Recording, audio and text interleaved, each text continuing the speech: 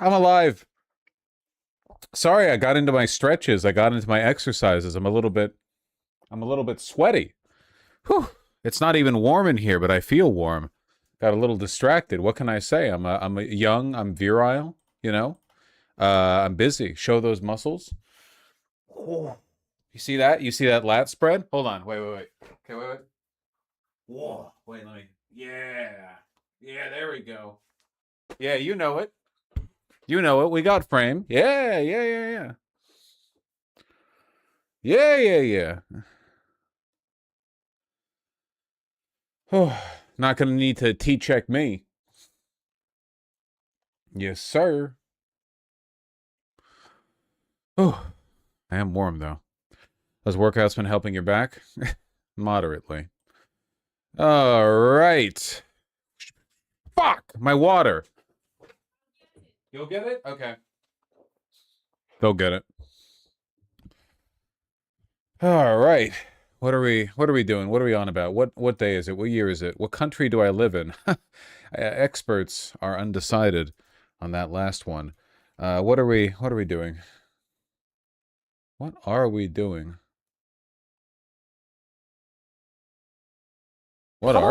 Are also bracing for a sorry. Hold on. What is this? FBI orders White House officials to surrender phones after internal leak? Yeah, I don't know anything about this. What's going on? What are we doing? What are we doing? Hello? Lag? Exclusive CNN reporting tonight on the investigation into leaks about security shortcomings of the new Air Force One. Last week, you'll remember, the president flew the old plane instead of the new one when he left the NATO summit. The White House claims it was so that U.S. service members could tour the new one. The New York Times said it was because the Qatari gifted plane lacked key defense systems, and the president was incensed by that reporting. Now we've learned some government officials have been asked to turn over their phones at the White House as part of a leak probe. CNN's Evan Perez joins us now with more. Evan, what more have you learned about this White House probe? Yeah, this was an extraordinary scene at the White House last Friday where Kash Patel, the FBI director, and Susie Wiles, the chief of staff, essentially helped orchestrate what was hours-long. Numbers of people from the White House, people who may have known about the president's trip, were brought in. Their devices were taken from them in some cases, and they were being questioned by FBI agents because of this leak hunt. The FBI, of course, is... I don't know if you just heard that, but we're having a crazy thunderstorm over here in Seattle right now. I know if you're in the East Coast, Midwest, or in fact anywhere other than the Pacific Northwest, thunderstorms are relatively normal, but we actually almost never get them over here. Something you get maybe like 1 or 2 a year, maybe. Big thunderstorm over Seattle right now. Real rumbly. Is trying to figure out who in the government could have possibly leaked this information to the media.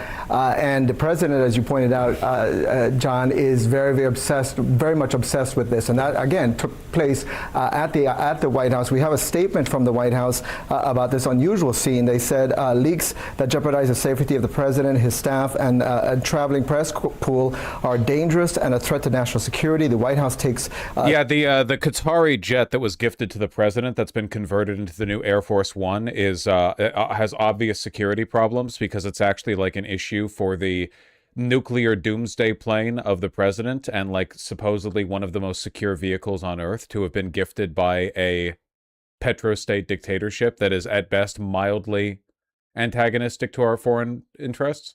So instead of fixing the problems, they're just cracking down on the leaks. Classic. These leaks seriously and would do everything legally to ensure the individual or individuals are caught, and it does not happen again. That's, of course, from the White House this evening.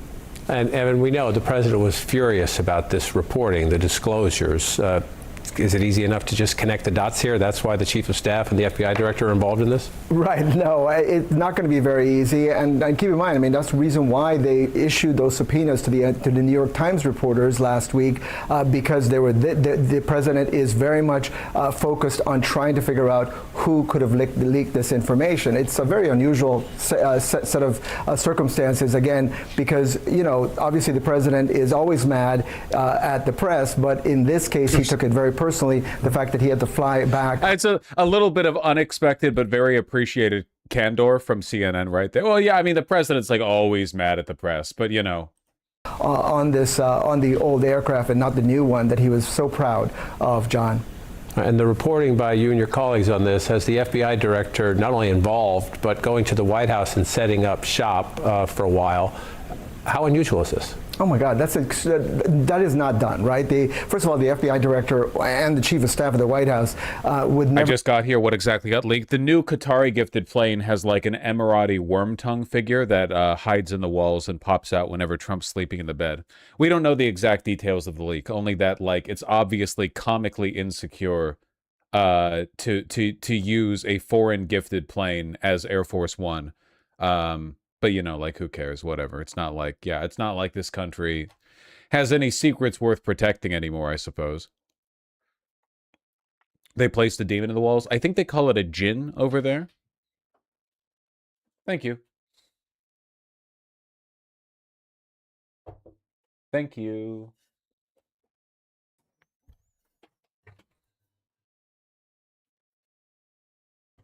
I wonder who could have leaked it.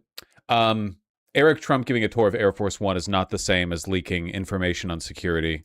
Is this the video where you can see the quote-unquote bookcase in the background and the books are like placeholders that literally have on the spine of the text like art book?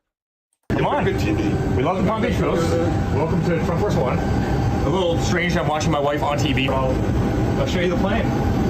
Beautiful sitting rooms, bedrooms, forward cabin. Everyone wants to be an influencer. Where the magic happens, up in the cockpit. This plane has been very lucky for us. We've done a lot of campaigns. It's done more stops in every city across America over 3 campaign cycles, and served as the billboard for so many of those famous rallies that you saw. And there's probably no plane in the world that's more fitting for. Do you consider yourself an influencer? Me? Myself? Yeah, obviously. But I'm not, like, the son of the President of the United States. This airport, now obviously President Donald J. Trump International Airport, but you know, if you fly in and out of Palm Beach, you see Trump Force One virtually every time. And we've got one other thing that's fun. Right on the dashboard. Why does it look like he slept in his clothes? Because they all dress like shit. We've got the little bobblehead, and he's been incredibly lucky for the family in this plane for a very long time.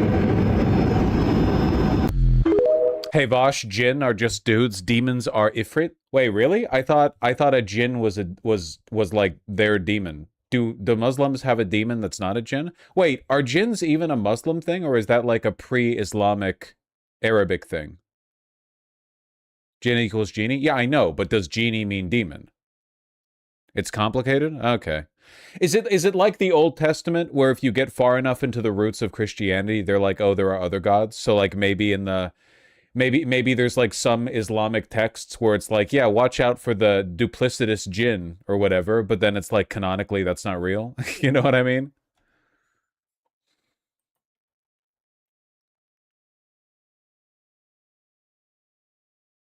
Esoterica hour? I mean, there was a genie in Aladdin, and they were Muslim, right? They were Muslim in Aladdin, because it was the soul. Wait, were they? They said Allah. I guess Allah just means God in Arabic. I guess it could be pre. It could be pre. Well, no. What did they believe in? What did they believe in pre-Islamic Arabia? What were they believing in? The non-Christians and Jews. What was the pagan religion before Islam in that region?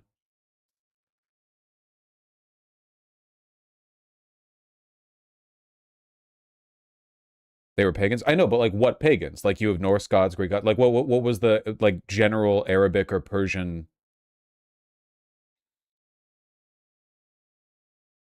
Ali Baba and the 40 religions, just a random mix of bullshit. Yeah, that tracks. Whatever. Sumerian history. I know like nothing about this. It could be cool, you know?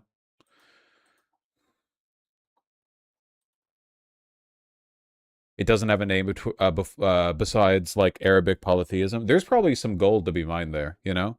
I'm tired of seeing the Norse gods done over and over. Isn't it kind of fucked up how much attention we pay to the Norse pantheon when the Norse were literally like idiot barbarians?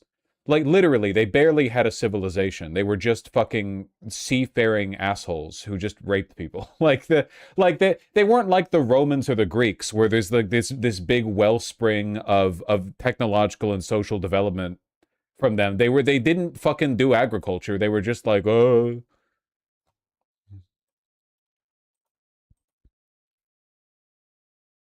Yeah, they just fucking were dicks.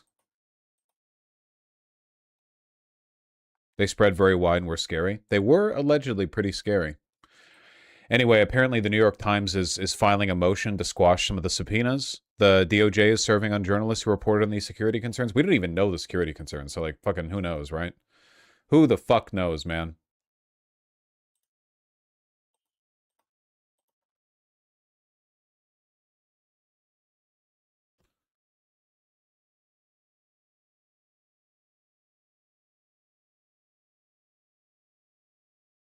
"30-minute video on the subject you'll probably also want to watch in your spare time." Okay, thank you.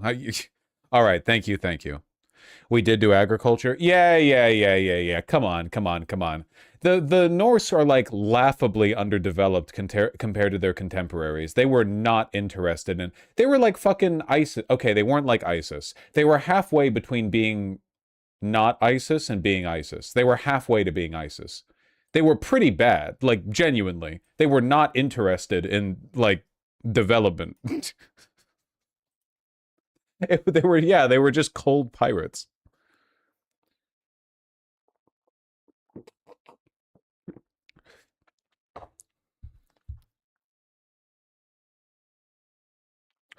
Didn't Hitler tell Himmler to stop digging through Germanic ruins because that shit was too embarrassing? Yeah, it's one of the reasons Hitler was like really like kind of a weird suck up to Mussolini, because Mussolini had the ancient lineage of the Romans to pull from, which is of course like really robust. But then the Germanic ruins were like 400 years ago, everyone was eating dirt cakes or whatever.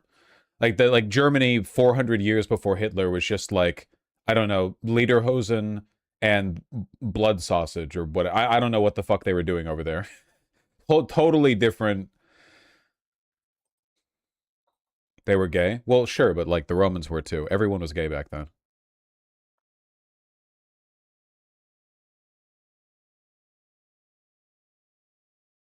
Bludenwurst. All right. Hey, who could have guessed the Qatari gifted Air Force One might be a little bit of a security concern? I'm pretty sure the Chinese weren't gay at the time. Wasn't China literally the place where they came up with the phrase like sleeve cutting love or whatever, when the emperor had like his beautiful male lover and they fell asleep, and the lover fell asleep on the robe, the silk robe of the emperor, and the emperor didn't want to disturb his lover's sleep, so he cut the sleeve off rather than disturb his sleep? Roommates? Roommates.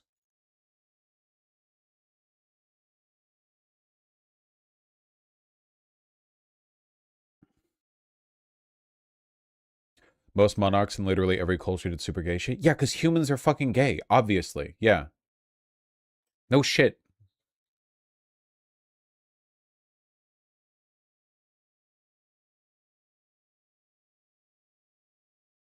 All right. You guys hear the good news? I don't know if I'd say it's like totally good news. Like it's not unambiguously good news. It's kind of conditionally good news, but it's still good news. There was another vote on whether or not all Gentiles should be slaves to Israel or what. I don't know, whatever they're voting on in the House these days. Whether or not it's like illegal to be non-Jewish or something. Whatever they're up to. A majority of House Democrats either voted present or in favor of eliminating all aid to Israel. The vote was 103 to 98 within the Democrats. For Republicans, the only Republican who voted to not make us all permanent Israel slaves was Thomas Massie. But yeah, no. The first time, all aid as well. Proposing this a few years ago would have practically gotten you censured. Cutting off all aid Israel is now the majority position inside the House Democratic Caucus. Yup. In spite of everything J.D. Vance has been trying to do, and I'll admit, I have covered what he's been doing with some concern. But in spite of that, remember, if you oppose Israel and their influence, the Democratic Party is your party. In spite of everything, like between the two, that's how it squares out. Unfortunately, quite a few members of the House Progressive Caucus voted to continue funding Israel, which is like, I don't know, dog. I don't know if you're actually progressive, in my opinion.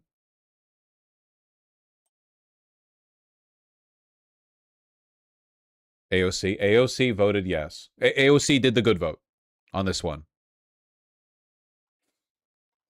Trust me, if she hadn't, you would have heard about it. Fetterman said being anti-Israel is his red line on being a Democrat. Who the fuck cares what Fetterman thinks? Literally, who the fuck cares? Nobody, his like approval within Democrats in his state is like 6% or something. Nobody fucking likes him. Nobody cares. Nobody cares. I think that this is still very bullish. I understand that progress is slow, but you have to understand that over the course of, literally, over the course of 3 years, just 3 years, we've gone from the normie core default position in America being like pro-Israel, anti-Palestinian, to the normie position being within the Democratic Party fervently anti-Israel, and the normie position with independents in the country broadly still being generally anti-Israel, and about a 50-50 split in House Democrats opposing all aid to Israel. That is pretty bullish. I understand that it doesn't like lead to any material change right now, but you know, what are you going to do? Yeah, the Congressional Progressive Caucus uses, like, their definition of progressive is like, are you pro-gay marriage or whatever? It's not, if Stevens wins the primary over Abdul, would you vote in the general? No.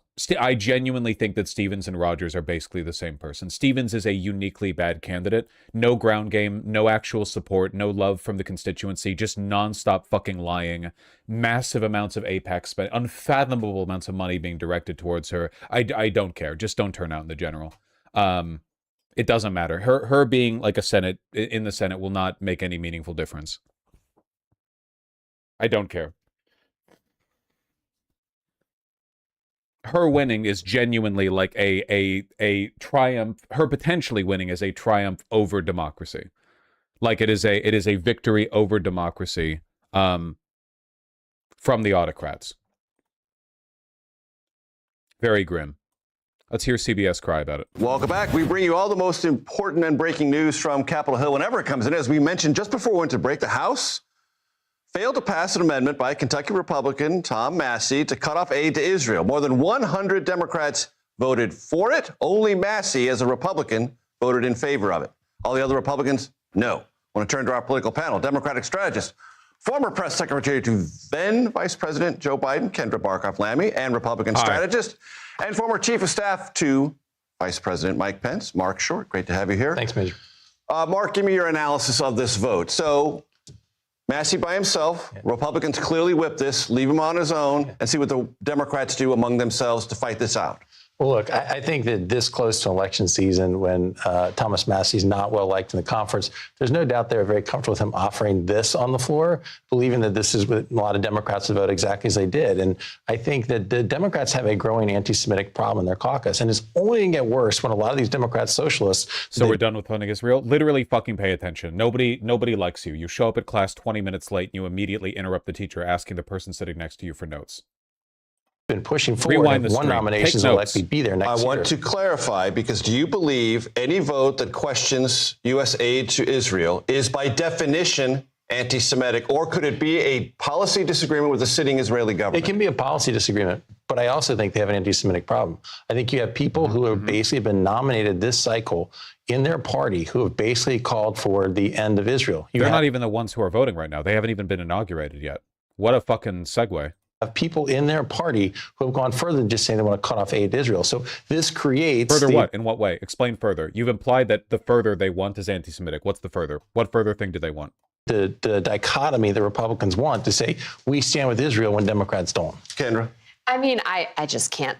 I don't go with that viewpoint. I would just say, I worked with the survivors of that were held hostages and those family members. After October 7th. After October 7th. And we met with more Democrats than Republicans. And I don't think that happens with anti-Semitic members of Congress. And okay, I appreciate that. Glad somebody who worked for Joe Biden is taking a sensible position here. so I think there's a lot of people in Israel that live there that have a lot of different religions. I think this is not a political decision in terms of them being anti-Semitic. I think that they just don't like what the current prime minister is doing. So there's a lot of Democrats who certainly are not anti-Semitic. But are you suggesting you don't have a problem with anti-Semitism in your caucus? What the fuck are you? Okay. It's CBS. What do you expect? There's actually a lot of discourse about this because it really does show like a massive paradigm shift. President Obama signed a 10-year memorandum of understanding. We are now in the 9th year of that memorandum. And Mr. Massey would have us repudiate that signature. That is as bad an idea Heartbreaking. I like his tie. as Donald Trump's repudiation of the JCPOA, the deal with Iran that limited its nuclear program. Now, we are told that this is about offensive weapons. This $3.3 billion provides for the AMRAAM system that defends Israeli apartment buildings and houses. Don't care.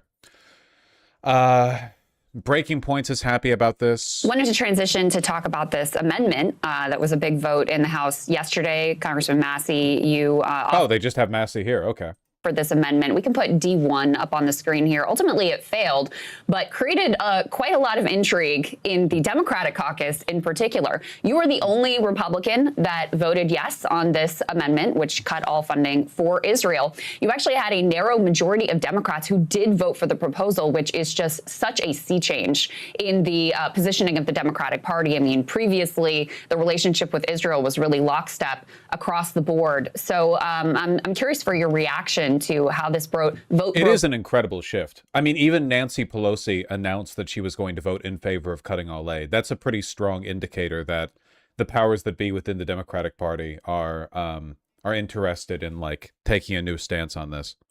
down. And if you're surprised that none of your colleagues are where you are right now on this issue. Well, the reason I was able to get this vote on the floor of the House, I sincerely wanted to vote. I offered 3 amendments to defund foreign aid to Egypt, foreign aid to Jordan, and foreign aid to Israel. And the Republican leadership, to my surprise, allowed me to get the vote on Israel.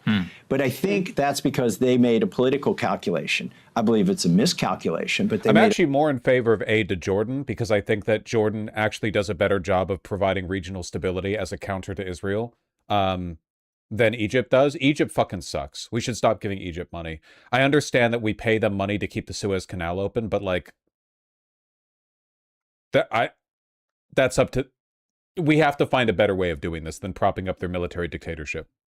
a political calculation that this would be a hard vote for Democrats. And it did turn out to be a hard vote for Democrats. It should have been a hard vote for Republicans because now they've all locked into this idea that American taxpayers should give weapons and... Do we know what's causing the shift? From my understanding, I thought Democrats were not that fundamentally interested in winning. Listen, okay, there are problems with the National Democrats, but like whenever you're making broad statements about the tendencies of a party, you tend to like miss details. What I mean by that is I'm describing a general tendency, not like the unaltering nature of every Democrat. I've said many times that there are good Democrats. There are Democrats who maybe they're weak or somewhat complicit, or maybe they're bought out like a little bit, but in their heart of hearts, they do like think it's their responsibility to serve the American public. There are basically no Republicans who think this, like their party is just a scum den of evil. But there are Democrats who are good people. It is a mix of Democrats wanting to keep their jobs. Keep in mind that the House tends to be much more receptive to quick changes in public opinion than the Senate because they get voted in every 2 years. And also, like, I think a lot of them are just waking up to the shifting tide. A lot of these people are basically kept, like, sheltered from the real world, you know that? Like, we're talking about Congress people who day in, day out are just buffeted with information from their colleagues, from lobbyists, from consultants, whose job it is to be insulated from the real world. And I think that a lot of them genuinely haven't really, like, understood what it's like outside the bubble. The fact that your average 13-year-old on Roblox uses Israeli as a synonym for bad, like, they haven't woken up to how bad things have gotten for this position. So I think, I mean, there is an explanation to this. That being said, the leadership within the Democratic Party, that is to say Jeffries and Schumer, are still absolutely more interested in capitulating to their corporate owners than they are in winning. Millions of dollars. I pointed out in my floor speech, we spend more on offensive weapons to Not helping Egypt would cause the biggest humanitarian refugee crisis ever. It's 100 million people on the brink of collapse. Dog, Egypt has no excuse for being on the brink of collapse. They're a potentially prosperous nation that controls the world's most important canal. They should be fine. Their government is hilariously corrupt and ineffective. We're propping up an unbelievably insane... You know, Egypt should be like a first world country, right? Like the position Egypt holds is so culturally and geopolitically rich that they should be like a 40,000 GDP per capita, like they should be on par with like Western European states. But what we keep propping up, their unbelievably fucking stupid government.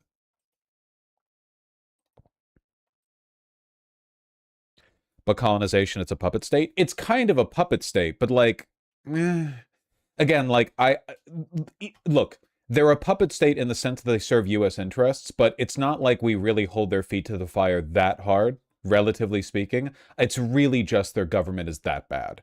It's kind of like saying Saudi Arabia is a U.S. puppet state. Like, they are in a sense, but they have a lot of autonomy, and a lot of the problems with Saudi Arabia really comes down to the fact that their government is awful.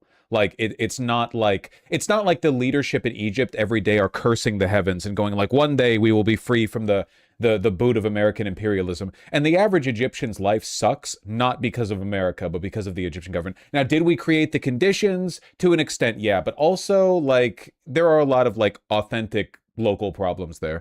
I'm saying I think we're making it worse by continuing to prop up the current government, you know? What about Jordan? Would you consider them a puppet state? Yes, Jordan's definitely a puppet state, but I think that Jordan actually promotes some degree of regional stability. Like Jordanian control over the over the West Bank, like to whatever extent it still exists. Sorry, not the West Bank, over Jerusalem, is probably really important for regional stability. Like if Jordan was not in a position to hold stewardship over the Al-Aqsa Mosque, I feel like it would cause runaway problems. You do, like, they are a puppet state, but I feel like there's some argument for the stability that they provide there. I don't feel that way about Egypt, really. In my opinion. But these are really complicated topics. I'm speaking very, very generally.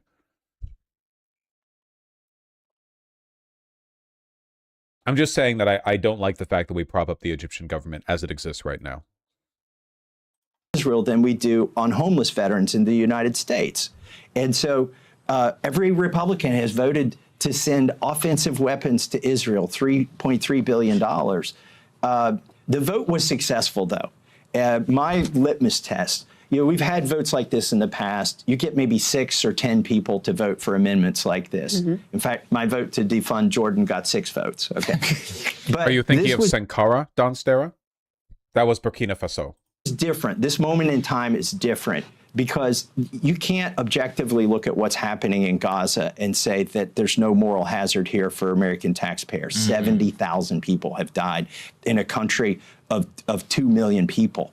I mean, it's incredible. It's horrific. And so, but the fact that I thought, let me just say, my own secret number in my head was people were like, how many votes are you going to get? I would say dozens, because I thought I would get 24 votes. Mm-hmm. And 60, if I got 60, I would have considered it a success. And 100 was beyond what I imagined we could get. But it is a huge deal, for sure. Eventually, Nancy Pelosi endorsed the amendment. That was a shocker. Crazy. I can only say that because I lost my primary. I think part of the reason I lost my primary is Ro Khanna endorsed it. Don't blame me. But you know, Nancy Pelosi came out for it. The minority whip came out for it. Yep. But the minority leader came out against it. So it really did split the Democrats. Why did Pelosi endorse the amendment? Because Pelosi is not like Jeffries, because Pelosi does believe on some level in winning. I think in time, this for the 103 Democrats. No exaggeration. I really think that if Pelosi had remained the House Minority Leader and she had not passed the torch over to Jeffries, I genuinely think that almost every Democrat would have voted yes on this amendment of Thomas Massie's. I think that Pelosi is much more interested in winning and is much less deferential to Israel. Yeah, Pelosi legitimately comes from like a pre-uniformly Zionist Democratic Party, whereas Jeffries does not. To myself, who voted not to send this money to Israel, it's as time goes on, that's going to be a better and better vote. And the people that were on the other side of that, including all of my conference except for me, are going to regret this vote. Congressman Khanna, yeah, curious for your reaction. This was a major intra-democratic war. You had the House Minority Leader Hakeem Jeffries, who voted for. You had the majority whip, who then, of course, said that they would cut to vote 8. I'm curious for your reaction here about this split within the Democratic caucus. You were an original leader on a movement like this to watch. Why Pelosi allowed Jeffries to be your successor? Past the point, you just have to start Googling, buddy. So sorry. I every time I mention something, there are people in chat who are like, who's Thomas Massie? Is this the based Republican? Da-da-da. Like, sometimes you just have to do some Googling, A significant portion of your Democratic colleagues eventually come to your position. What does that foretell for the future of the Democratic Party? I was joking with Thomas that we had more caucus meetings discussing his amendment than any Democratic legislation. Wow, that's crazy, actually. They really had like Sunday afternoon calls to discuss the Massey amendment and caucus meetings. But this should have been such a simple vote. I mean, we have to go beyond this, but obviously we shouldn't be giving them U.S. tax dollar aid for military weapons. In my view, we shouldn't be giving them military weapons to be killing civilians. But you still think they have moral license to bomb Gaza, and you still don't believe in an embargo. And we need to be sanctioning the banks and government officials who are engaged in the settlement and work on recognizing a Palestinian state. But in my view, you had 103 folks, and the new Congress, you're going to have even more, and that it's going to become a very, very small minority eventually that is going to be saying, let's just have continued aid to Israel. It's pretty wild to see Nancy Pelosi vote for it and Hakeem Jeffries vote against it. Yeah. And Pelosi, people are sharing all kinds of clips of her now saying, like, if the Capitol were to crumble, the one thing that would remain is our, solidarity with Israel. And now here she is on her way out. And she's like, yeah, we'll vote to defund this. And I think she sees the writing on the wall. She's a very savvy political operator of where things are going. I cannot for the life of me really understand Hakeem Jeffries' calculus here. Because while there is such He just does not care, dog. He just does not give a shit. Split in the House Democratic caucus, there is not a split among the Democratic base. There's not. Overwhelmingly, it is now a small minority that want to maintain the status quo with regard to our relationship with Israel. So, what were those internal conversations like, to the extent that you can share some of the details? Because it's just very hard for me to understand why any cynical politician would look at this landscape on the Democratic side at this point and say, I want to stay with this position that has like 15% support among my own voters at this point. Look, people were saying, oh, you're going to cut the Middle East diplomacy program. I said, by definition, that's probably one of the programs that should be cut or something. Hasn't worked. How's it working? You want to look at government programs that don't work or something. But beyond that, okay, fine. You want to have those programs. That was less than 1% of the aid. And you could have voted for Massey's bill and then still said an amendment saying, well, we want to keep the program for Middle East. So we're all gloating. We're all very happy. If Hakeem was off camera for the record, or off the record, do you still think he'd be an Israel cock? I don't know. I don't pretend to know what lays within the cloisters of the inner realm of his heart. I don't know. It doesn't really interest me, to be honest. He's a very insincere person. So what are you going to do? I'm kind of curious how the Times of Israel is spinning this, considering the fact that they kind of see the writing on the wall. By the way, get ready for, like, the more Democrats abandon Israel, the more Zionist-linked funding is going to funnel into Republicans. What's happening right now in Michigan, it's going to be like every election. Democrats are going to be getting primaried by far-right Democrats, and then the Republicans in the general. Like, it's going to be a unified wall of funding. They're not going to be splitting their contributions anymore. Hi, welcome to the Times of Israel Daily Briefing. It's Thursday, July 16th. I'm Jessica Steinberg. That's great. This amendment to try to cut all aid to Israel, it was not going to pass. It was something that was put forward by Thomas Massie, a Republican from Kentucky, who is now an outgoing lawmaker. He was ousted by a MAGA Republican that Trump decided to back instead of him. He's someone who makes up this very, I guess you could say, anti-Israel Republican wing. He makes up this He's the entirety of the wing of the Republican Party that's not so friendly to Israel. And you hear a lot about it online, but actually what we saw here in the vote is that it's just him. He was the only Republican to support this amendment to cut all aid to Israel that was connected to a larger legislation. But the more focus was on the Democratic side. And while there might have been a lot of expectation that the overwhelming majority of Democrats were going to support legislation or support this amendment to cut all aid to Israel, that's not actually what we ended up seeing. There was still a real split, and I think it was 48% of all Democrats in the caucus in the House voted in favor of cutting aid to Israel, but it wasn't a majority. And I think there was talk of if there was 103 lawmakers who voted. Why is this not in Hebrew or Yiddish? You asking why it's not in Yiddish underlines a pretty stark ignorance on your part of what language the Times of Israel ought to be in. That's a pretty dumb question. Because there's tons of English language media in Israel. Voted in favor of this amendment. There was expectations, I think, according to a lot of people I spoke with, that it could be as high as 150. So I guess in some ways you could say this wasn't as bad as supporters of Israel might have expected. And I think the reason why you would have expected it to be maybe worse is that they knew that this legislation was not going to pass, that this amendment was going to fall. There were too many Republicans that were going to support it, and no matter what, you would have some Democrats who would join them. And yet, despite that this was a symbolic measure and an opportunity for people to maybe play to their more populist base that is not very sympathetic to Israel, they still felt that this amendment went too far and was too sweeping, and even basically have the IDF come to the scene. The IDF says that once they realized that it wasn't a closed military zone, that he they're talking about Ro Khanna here. Perhaps now how he sees the situation. Yeah, thanks for pointing that out. The last time I interviewed him in 2022, he called himself a pro-Israel progressive, someone who specifically was to the right of Bernie Sanders. And when I asked him if he is... Okay, the analysis here is actually pretty boring. Well, whatever the case may be, it signals a pretty significant change in the winds in the Democratic Party, so we can be excited for that, I suppose.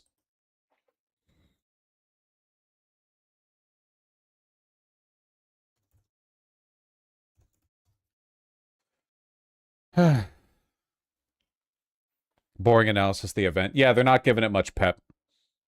Still sucks that almost half Dems voted no. Yes, thank you for your clarification. Did he just admit that support for Israel is a right-wing position? No, he did not say that. Work on your listening skills. Chat's asking a lot of questions that I feel aren't pertinent to the subject of the discussion today. I'm not trying to blow you up specifically. I've just been getting a lot of people in chat asking, we'll say tangents, a lot of tangents. You know what a tangent is? It's like when a line goes out perpendicular, you know? Let's follow the line, huh?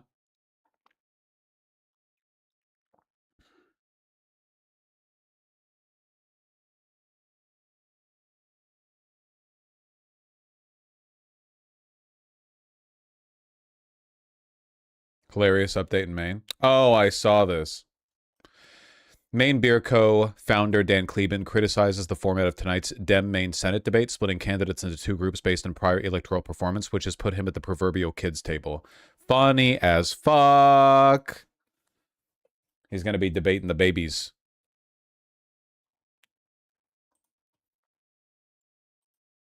I should be more professional. Hey, if you're enjoying the stream, hit the like button on YouTube. It helps with discoverability. Hit the like button! Anyway. Here's what's going to happen tonight. The world's most famous sore loser will deliver a primetime presidential sour grapes address to pursue his 6-year-old grievances about the 2020 election, while his war in the Middle East spirals out of control and the cost of living continues to rise for Americans across the country. I expect the president to reheat debunked conspiracy theories about the repeatedly litigated and audited and confirmed 2020 presidential election in Georgia, an election that Donald Trump lost. And let me be very clear about this. If the president declares Georgia's elections illegitimate, or if the president declares Georgia's sitting United States senators illegitimate, he is declaring Georgia voters illegitimate. It's Donald Trump who tried to defraud Georgia voters in that election. Donald Trump who tried to commit election fraud when he called Georgia's Secretary of State, Brad Raffensperger, and it was caught on tape, and you should play the tape for your viewers today, and badgered and bullied Georgia's top election official to, quote, find him. This address will be insufferable. I hope you are not live reacting to it. Was this intended as what do they call this? A psychological trick? What is it called when you tell a person not to do something so they do it? Appealing to their contrarian instinct? What's the term for that again? Reverse psychology, yeah. I will, in fact, be reacting to it live. Thank you. Even though it'll probably be boring. The votes that he needed to win in a state where he had lost. Right. Well, we'll see how it goes. Reverse psychology. Reverse psychology. Yes. Let's clear out the... So are Democrats going to come across the line and join some of you? And are they as clear-eyed on the mission? I hope so. You know, Americans work 5 days a week. You know, the minimum we ought to work is 7 days a week. I'm a business guy. As business people, have to work every day. We need to work every day to get this stuff done. I mean, so are Democrats going to come across the... Huh. Well, I appreciate him being open with it.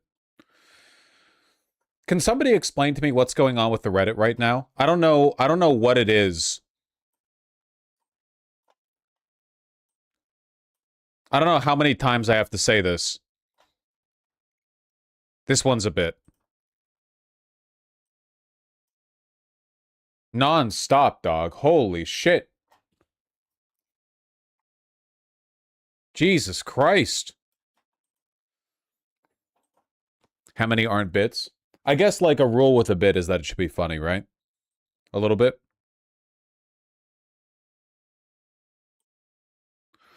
Today, the chatter was right. Vosh did used to be super anti-DSA. Today on stream, a chatter mentioned that Vosh used to be anti-DSA and wanted it to be dissolved. But Vosh acted incredulous that was the case and accused the chatter of mischaracterizing him. I feel like this is a little bit of an overstatement. Didn't I say, like, I don't remember saying that? That sounds like a mischaracterization. I would need to know, like, the context in which I said that. I feel like this makes it sound like I was very defensive. Incredulous?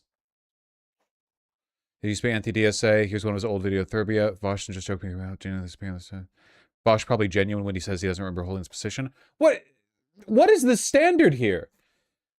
If I remembered holding the position, wouldn't I just say why I've changed my mind? What is with the fucking...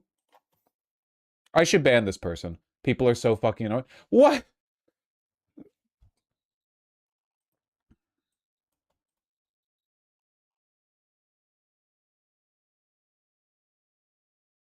Move past the need for Reddit as a concept? Yeah.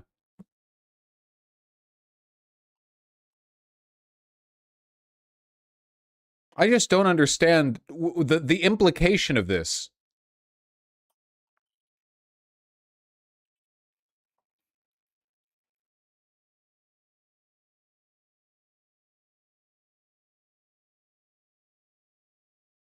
Well.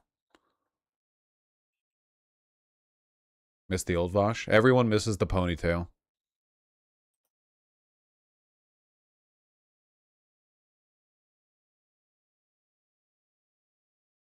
Oh my god.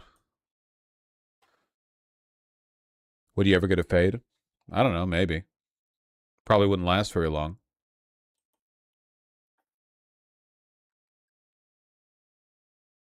Went to Voshcord once trying to see if I could find like-minded people, but it was just a bunch complaining like that. It's legitimately like the entire periphery. It's fucking crazy.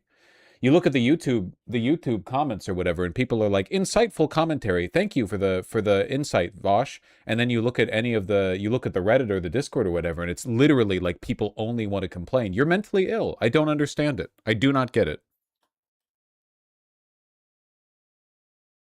Stop shoulder checking your fans. They'll stop hating you. Maybe.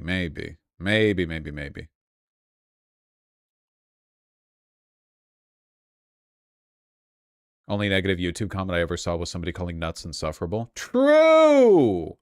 Very, very true.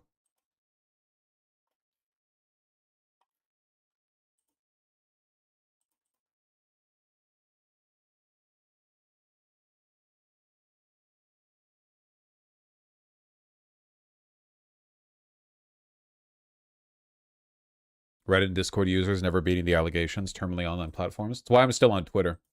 You go to Blue Sky and it's just the most insufferable scolds who couldn't handle the heat of Twitter. Oh, you don't like that your website's a Nazi website now? Bet you weren't on 4chan back in like fucking 2011 or whatever. Piece of shit.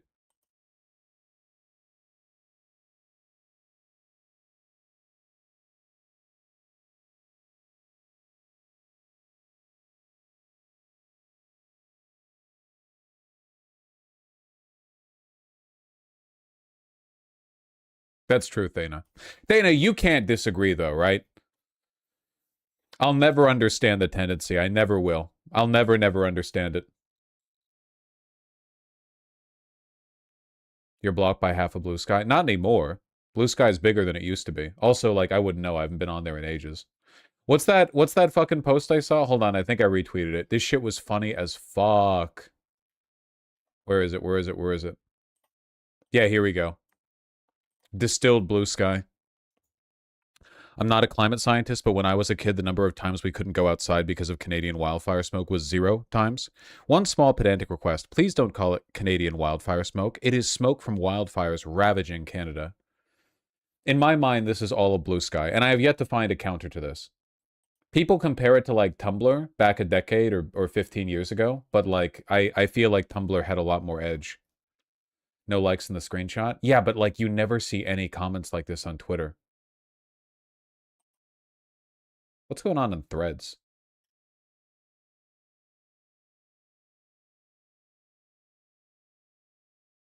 I don't even understand it. That's okay. Don't worry about it. Dana, you don't have to defend. I'm not attacking you personally for using Blue Sky. You don't have to be defensive.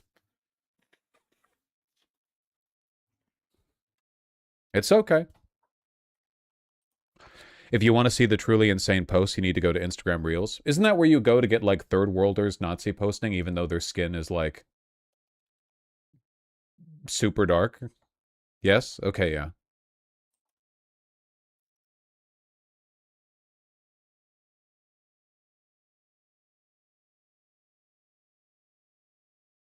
Instagram's where you go to get groomed. That seems to be, like, half the internet these days. Probably not good.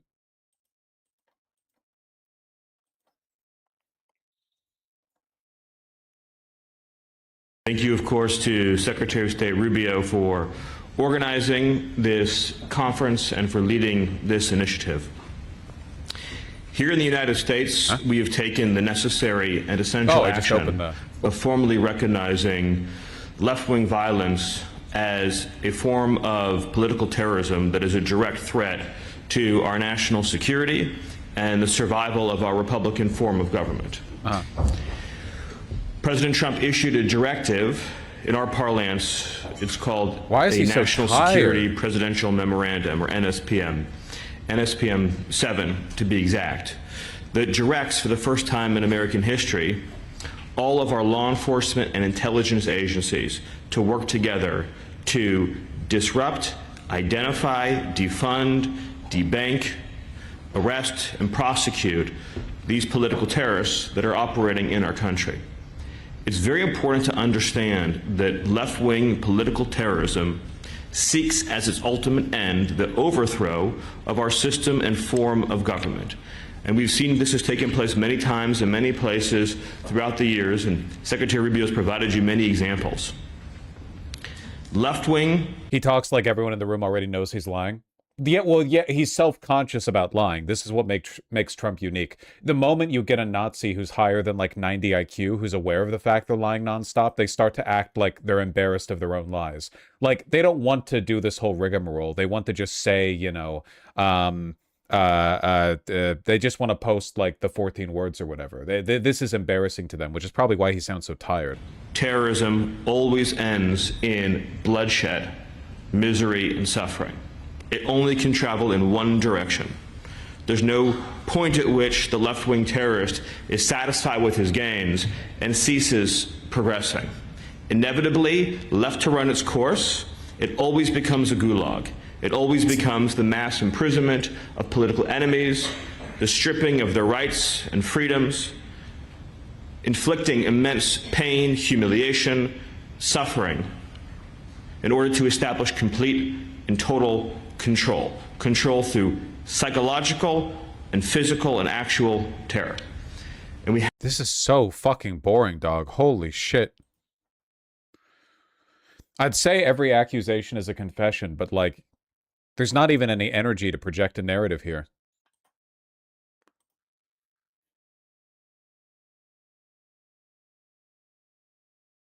Rubio was more clear on the subject. Last November, the State Department designated 4 violent, far-left extremist groups as foreign terrorist organizations, and there will be more designations soon. Yippee. Well, we'll see how far the NSPM-7 goes, I suppose. So far, they haven't been able to make that much headway with it, considering the time that's passed, but, you know, the Fourth Reich could be right around the corner.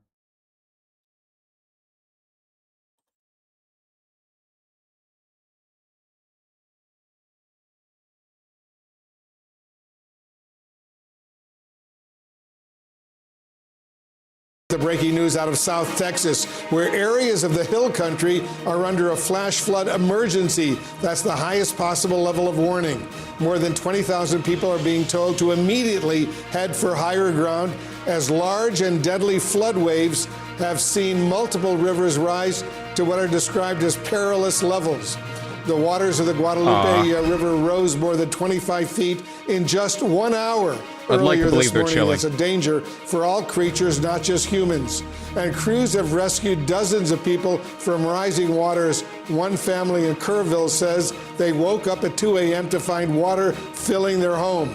They took shelter in the attic and say floodwaters were just a foot from the roof when rescuers reached them, thank God. God damn. Isn't flooding in the Southwest a sign of a strong El Nino? We haven't even hit El Nino conditions yet. Like, the El Nino is still charging like a Kamehameha out there in the Atlantic. This is just like general climate change stuff. Our meteorologist, Derek Van Dam, is joining us right now. Derek, so where do things stand right now, and when will this danger pass? Wolf, we're getting new information from the National Weather Service regarding the Guadalupe River. They are warning people to not become complacent, that it can give a false sense of security if they see the water levels going down, because they believe that a second crest may occur, specifically in Kerrville and in Hunt. This is, again, the southern hill country of Texas. So that's right along the Guadalupe River, right here. We've highlighted that flash flood emergency. It's that white polygon. To the north, though, I want to focus in on this area. This is the Pedernales River.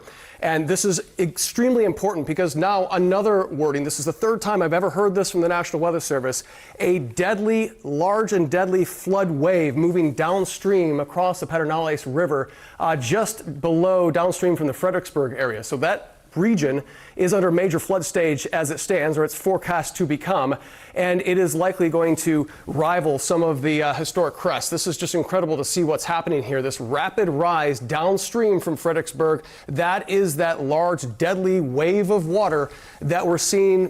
Well, it's a good precursor. It's a good precursor. Okay, sorry, I'm almost done clearing these tabs. Then we can move on. Jiminy has been spotted in Seattle. That's very important. What am I looking at? What am I looking at? What am I looking at? Who? Jiminy.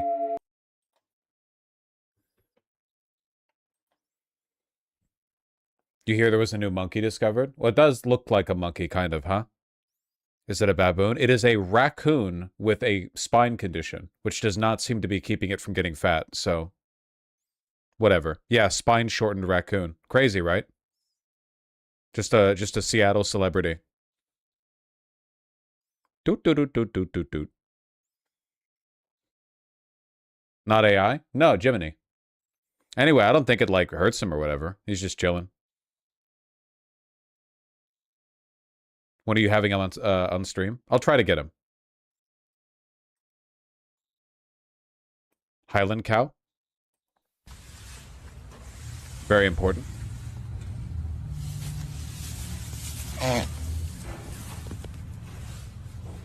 I want one. We all want one. Born 2 hours ago. That's gotta hurt. On the way out, I mean.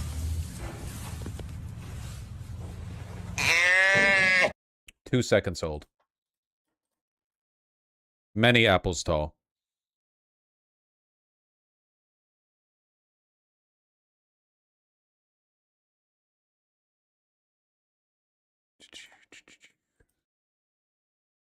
Born knowing how to walk? Yeah, human babies suck.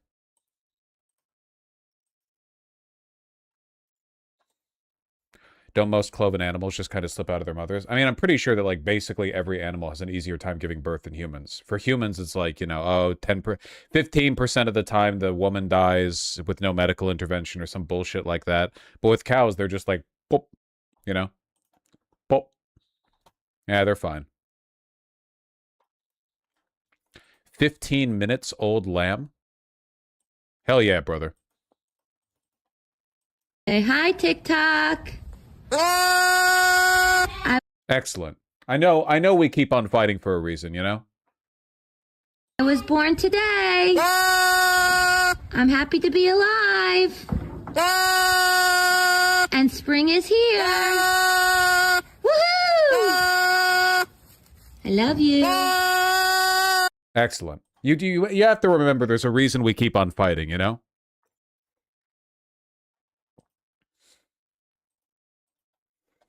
Is it forming thought? No.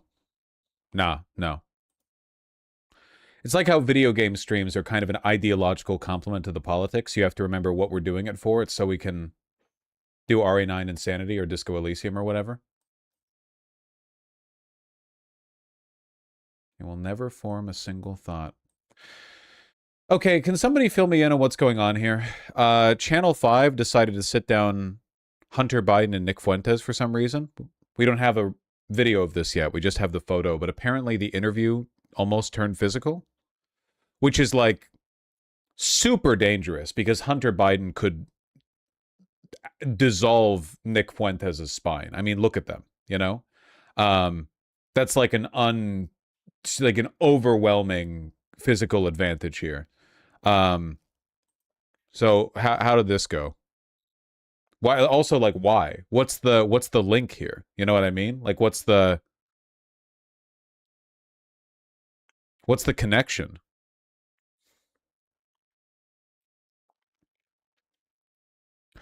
The meeting between Biden and the white nationalist podcast host was brokered by Andrew Callahan. It appears to have taken place in a Philadelphia hotel room. It came about after Fuentes contacted Callahan's publicist, expressing a desire to clear up misconceptions about himself with the public and distance himself from some previously expressed inflammatory views. Oh my God, how many times, man? It's so boring. Back and forth, back and forth. Every day you check the little like gauge next to your bedside table. Like, is it okay to say the N-word in public? And it's like wavering, you know. Is it? I don't know. Is it? Is it? Is it? Is it?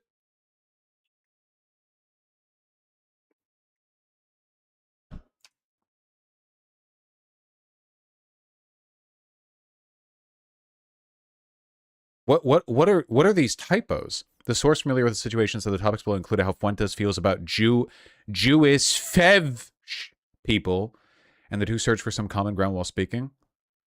The conversation was initially affable, but soon grew tense as men on the opposite sides of the political spectrum moved to different topics. Tension turned into an argument. It doesn't even say what the argument was about. Yeah, at least it's not AI. That's true.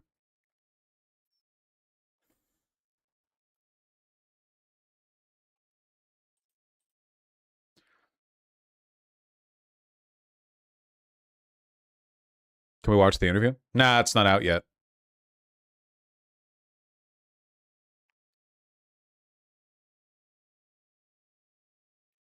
Damn, I was hoping there'd be some info on, like, what it was about. Turned to different topics? Okay, okay.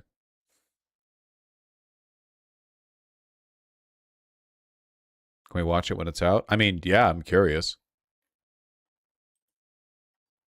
Just don't really know what that would have led to. I'm not sure if any media personality can properly scrutinize Nick. For the most part, it's true. It kind of reminds me of the interview that what's his name? The famous British documentarian. He did it on the Manosphere. Louis Theroux. Louis Theroux's video on the Manosphere, which kind of wasn't that good. The main reason being that, like, Louis Theroux isn't really equipped to deal with post-irony internet people. You know what I mean? Like, it's difficult to interview people who have no shame and who are just, like, openly stupid and evil and don't really care, and they in fact like benefit from showing themselves off as stupid and evil. You wouldn't really want to do a documentary on like the plights of professional wrestling where you interview people who are in character the whole time and then like you can never get a straight answer out of them. It doesn't really like follow. People have to have some kind of moral standard. They have to be able to be embarrassed.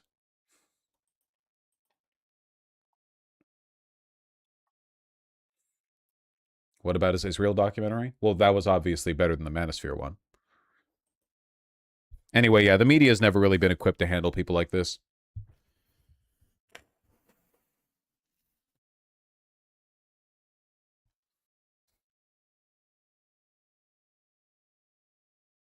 All right. We cleared out the tabs. What else do we... Well, not current media. No media at any point has ever been able to handle people like this because people like this didn't exist until recently.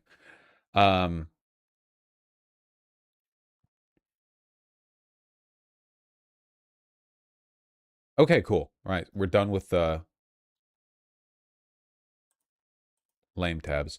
Have you come across what's going on with Ukraine? Zelensky's been shooting Ukraine in the foot. The defense minister has been responsible for the current effective tactics against Russia. What's happening? Zelensky dismisses Ukraine's defense minister on eve of Starmer visit. Why? Well, like, what's his reason for doing it?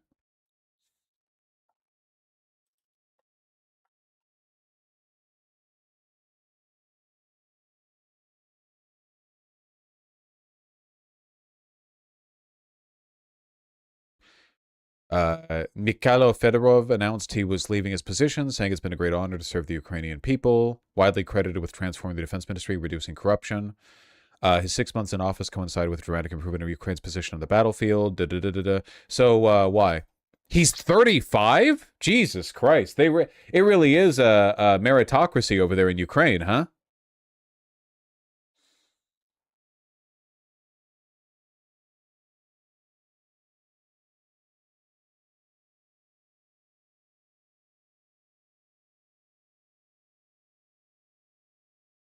Clashes between two camps of ministers and military leaders?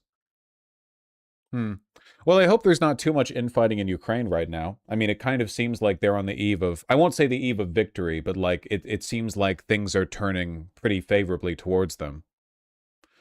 Apparently, Fedorov's actions ended up taking away some cuts Top's head in the military used to get some contracts. Zelensky's siding with the old boys. That's unfortunate.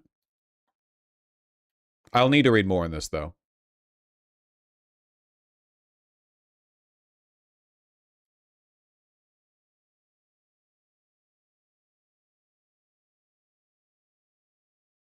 Yeah, I would need to read much more on this before I could have like a real opinion on it. When's the Trump speech? 6 p.m. PT. So not for a while.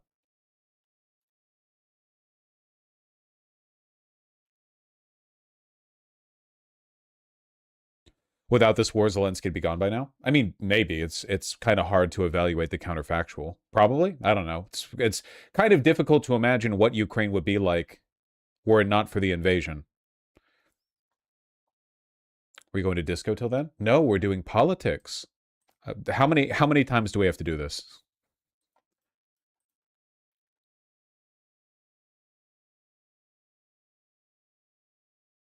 And 35.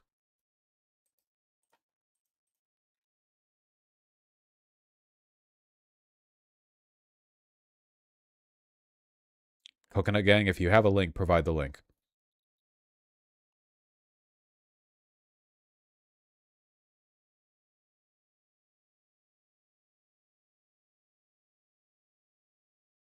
Yeah, not really sure. Joffrey is a piece of shit. Who? The former defense minister? Who are you referring to? Who's he? Careful with your pronouns. If you're on the left, shouldn't you know to be careful for your pronouns? He also fired the other guy that was instrumental in helping Ukraine cut Starlink access to Russia. Yeah, I just need to read more about this. I'm sorry.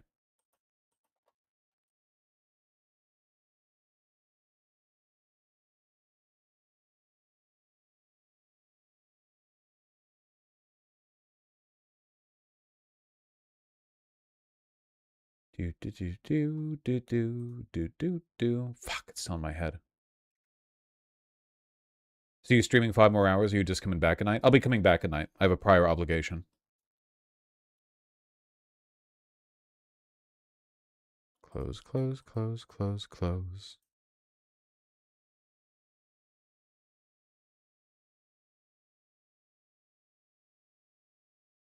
Two streams today.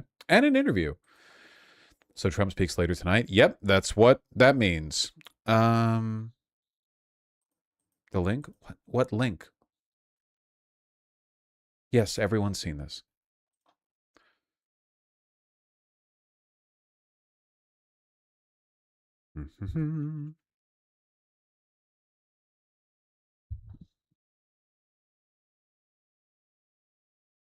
Iran is threatening to crush all infrastructure throughout the region if President Trump carries out his threat to attack Iran's bridges and power plants. The Iranian military warning that the Strait of Hormuz is an unbreakable red line after a new round of attacks with the U.S. Sources tell CNN that Trump is receiving options to expand the military operations. Dana Stroll, research director for the Washington Institute for Near East Policy and former Deputy Assistant Secretary of Defense for the Middle East, is with us now. In looking at some of what you've written in the past, I feel like you answered this question months ago about what increasing military operations on the part of the U.S. could actually achieve. How does Disco run on the Switch? Actually, not that well. The Switch 1, I can tell you that one. Or what we could hope that it would achieve. Yeah, so Trump is stuck at this point in time. What we know is that just U.S. military... EIA reported that Cushing, Oklahoma oil reserves hit tank bottom. Tank bottom? I don't think that's true. Not tank bottom. Surely you mean like the sludge at the bottom of the Turkish coffee. No way it hit bottom. Hold on. EIA report Cushing. From today, you say?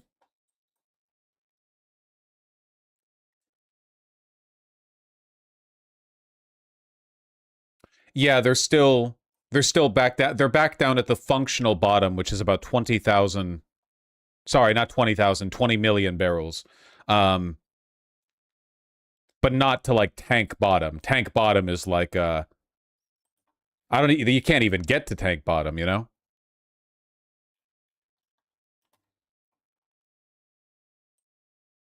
They've been hovering at it for a while. See?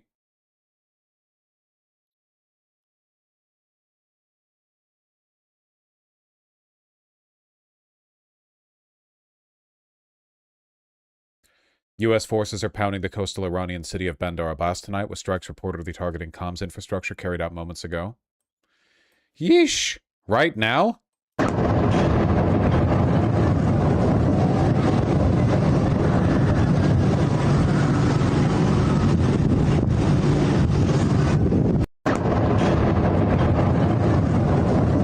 God damn, man. I didn't tell you to autoplay, you stupid piece of shit.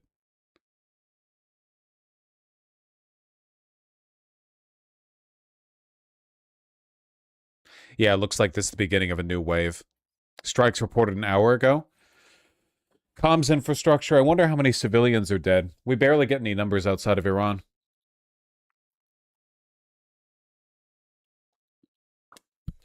There's a blackout currently? Currently? Because there's clearly not a blackout here.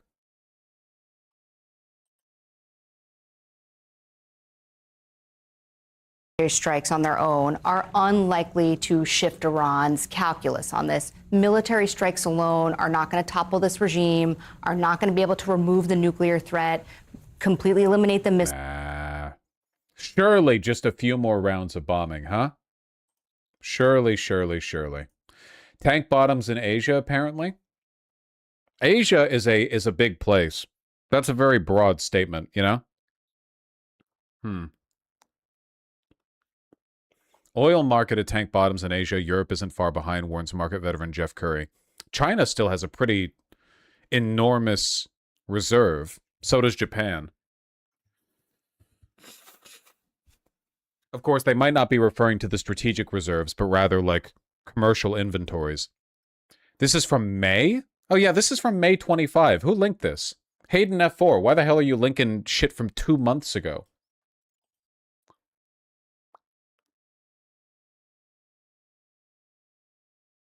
Sorry, didn't see date. Use your damn noggin. What do they mean in Asia? I mean, this information is clearly out of date. One thing we don't have a lot of good information on, it's not just the strategic reserves. One thing we also need to be concerned with is commercial reserves, you know? Like, just because the nation has a big backlog that they're slowly diffusing into the market, that doesn't necessarily mean that commercial inventories have a lot of buffer.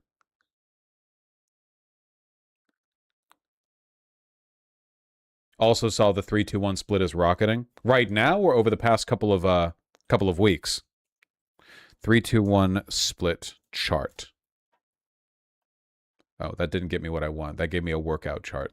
3-2-1 cracking split chart.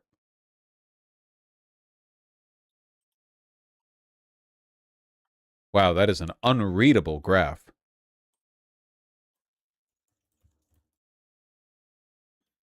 E2-1 crack spread. Yeah, it's pretty high right now, that's for sure. It's only been going up.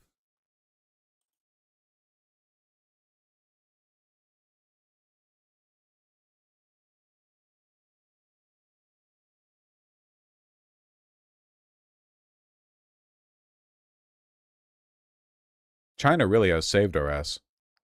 China's crude oil imports dropped 41% year over year in June to 29 million tons or 7 million barrels per day, the lowest in 10 years. Look at how much they've dropped their demand.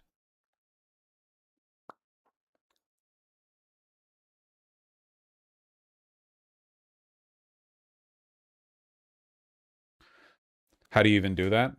I guess sometimes having an authoritarian government pays off a little bit. You can just force demand destruction, you know?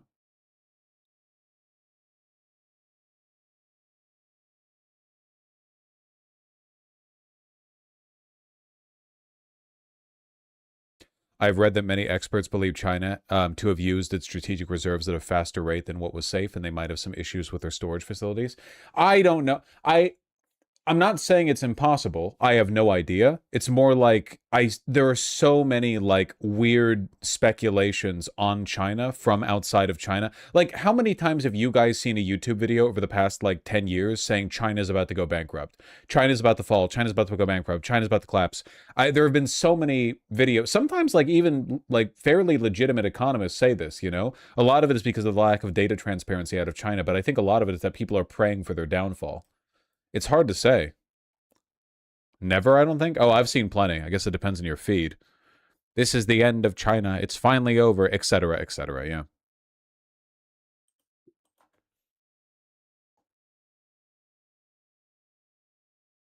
Crazy amount of demand destruction.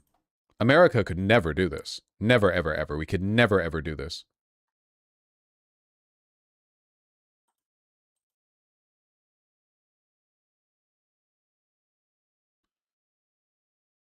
Iran's back in the Houthis.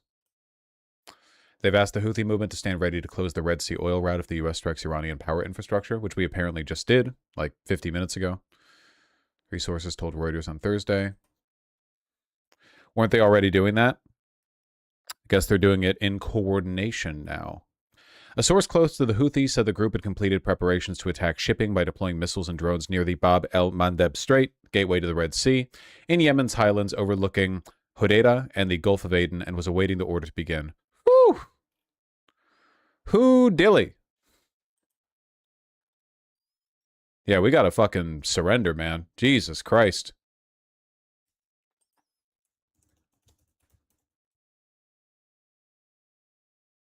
It's not gonna happen. Nobody can tell Trump that we've lost. He'll never accept it.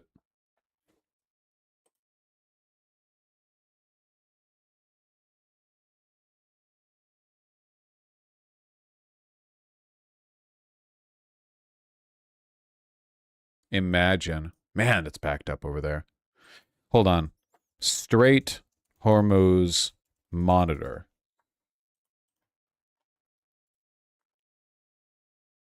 Yeah, a decent amount of ships have made it out in the past 24 hours. I'm not entirely sure who. Does anyone know? Does anyone, like, what nationality has been getting out? The strait is closed, and America is reimposing its blockade outside of the strait. This is in the past 24 hours. This is before the U.S. reinstituted the blockade, right? Or has it even happened yet?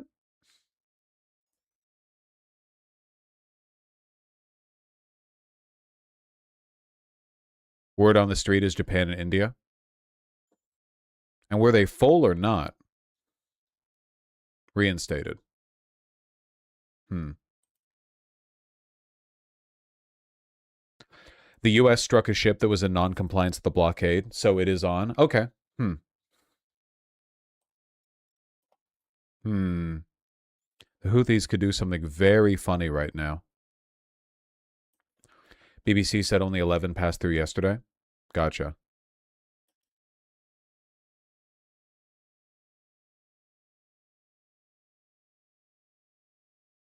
This is from July 7th. We're talking about the past 24 hours. Please pay attention to the date of the articles you link. You people are cheesing me off today. You know that? U.S. strikes oil tanker with missiles as it enforces new Iran blockade. Okay, so the blockade is back up. Gotcha. Houthis are weaker than they were back in 2024. Yes, that's true. It just doesn't take that much to shut down the Bab al-Mandeb Strait, you know? Even the threat of an oil tanker being hit is enough to dissuade people.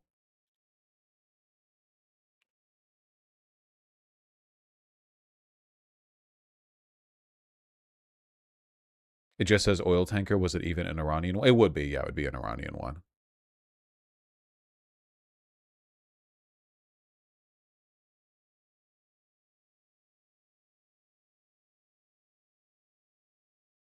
Who knows if they'll go ahead with it.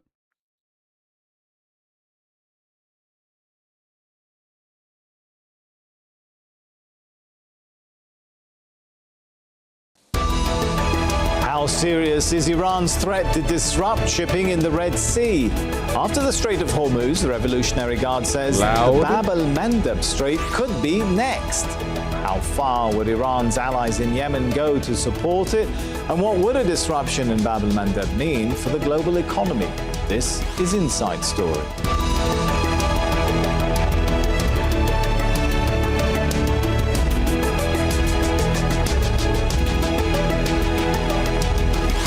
Okay, get on with the... Bab al-Mandeb in the Red Sea wields importance as a global shipping artery. Well, this week, Iran's Revolutionary Guard threatened to use the strait as its next front in the war with the US. It says regional energy exports are either for everyone or no one at all. Well, such a move would mean relying on its Houthi allies in Yemen to block the shipping route. Iran's warning comes amid an escalation with the US, which has endangered the fragile agreement they reached late last month. But how serious is the Revolutionary Guard's threat? What would it mean for a volatile region and the global economy? We'll talk to our guests in a moment. Its transit, and the US has reimposed its naval blockade of Iranian ports. Iran's ability to disrupt commercial shipping has given it leverage in the negotiations. On Wednesday, the Revolutionary Guard threatened to close all other export corridors that benefit the US and its allies. That is being seen as a warning that Iran could close the Bab al-Mandeb Strait with support from Ansar Allah, also known as the Houthis in Yemen. Bab al-Mandab links the Indian Ocean to the Mediterranean Sea by way of the Gulf of Aden. I know we Americans deserve the pain, but I feel bad for non-aligned countries that depend on Hormuz/Mandeb more than us. If it makes you feel any better, capital is global, and for the most part, the leaders of these nations are just as complicit in the perpetuation of these systems in their countries as ours are ours. You know what I mean? Like, civilian complicity varies massively region to region, but like, this is a global net, you know? Red Sea and Suez Canal. At its narrowest point between Djibouti and Yemen, the strait is about 29 kilometers wide. Roughly 12% of global trade passes through the waterway, including nearly a third of the world's container traffic. Disruptions there could force ships traveling between Asia and Europe to go around the southern tip of Africa, adding time and cost.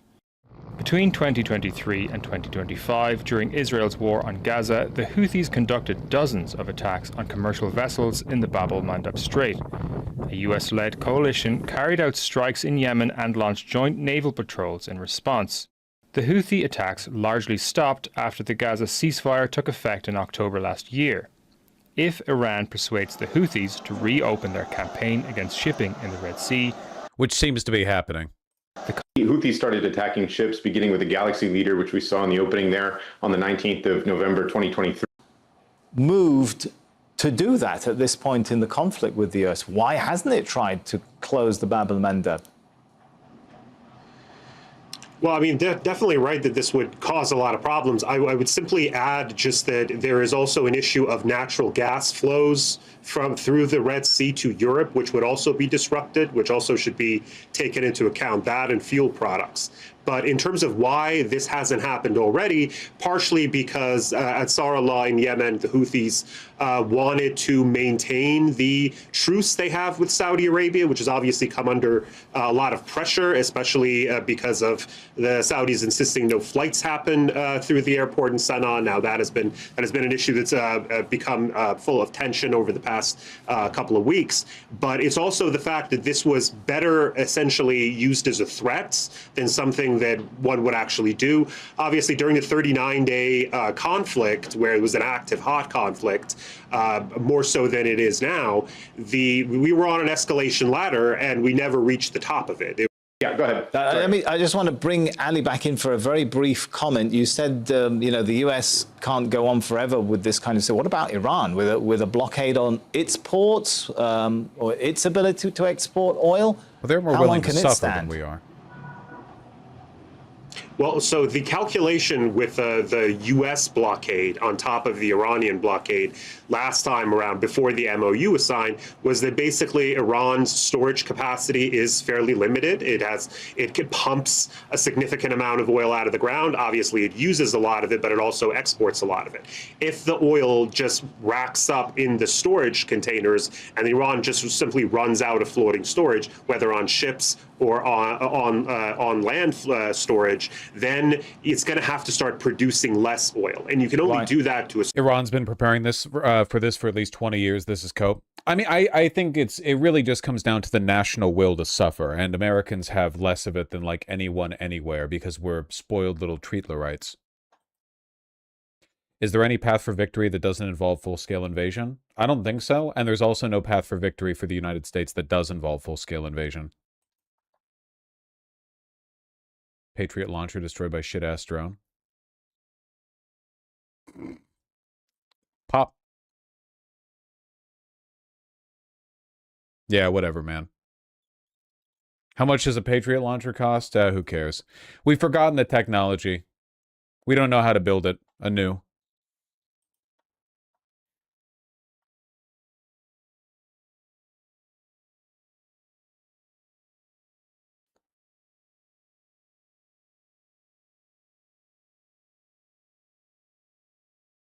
Man, I really do not have.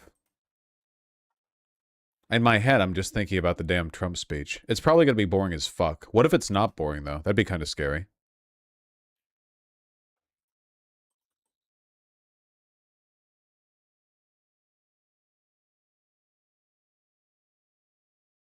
It's so cringe we call it a Patriot launcher. I mean, it launches Patriot missiles. What the fuck? What would you call it? It's about what the midterms. He's gonna say like the 2020 election was stolen again, but like in a more novel way. I don't know. Old man does it again. Not even remotely surprising that he would lean this way. Jim Clyburn endorses Haley Stevens in the Michigan Democratic Senate primary. Yay.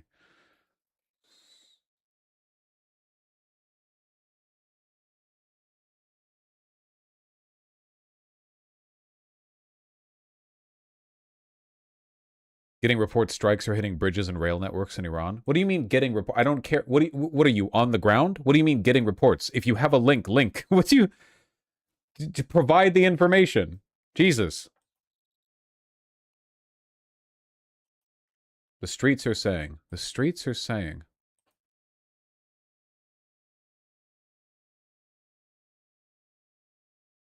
I'm working on it. I'm in Faye Tuck's Discord right now. Okay, let's hold off on the info a little bit, I think.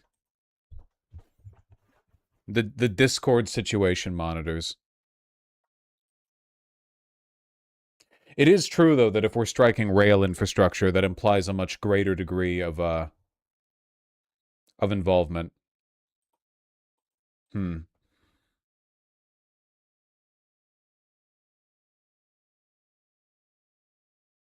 don't see any reports on that. Striking bridges and such.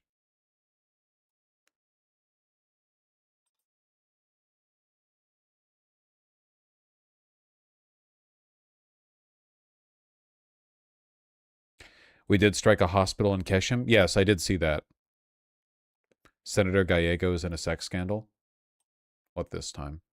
Senator Ruben Gallego has had sexual relationships with two House staffers. The 46-year-old lawmaker admitted to relationships, both with aides Texas Democrats. To one source, where a second person said, "Who cares?" Wait, so no rape, no pedophilia? He just fucked some White House aides or whatever, or House aides, staffers? Okay. Are they even his staffers?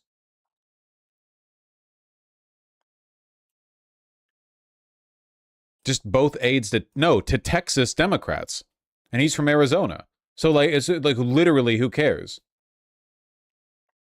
He was Swalwell's buddy. That's kind of sleazy. Okay, a lot of people with Swalwell's buddy. Like literally the information being provided here is not even remotely incriminating. He still has a wife? Does he? I don't know if Ruben Gallego's married. Even if he is, like, okay, cheating? Here, hold on.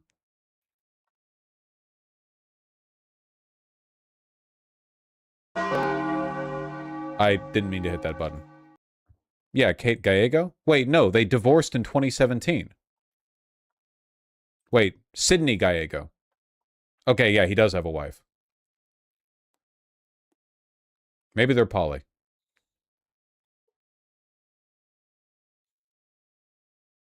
Yeah, what if she's a cuck queen?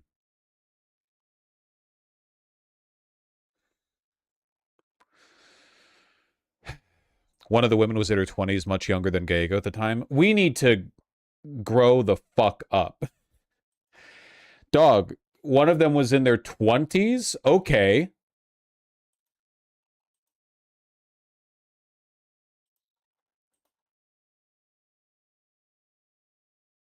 She was 29 3/4 old, you sick fuck.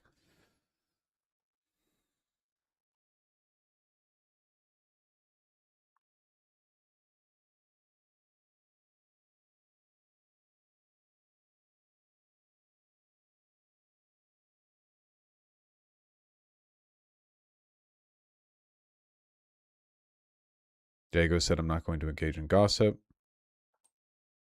Sources said it's believed both relationships occurred while Gallego was unmarried. Okay, so the scandal here from the New York Post is that he's not a pedophile, right?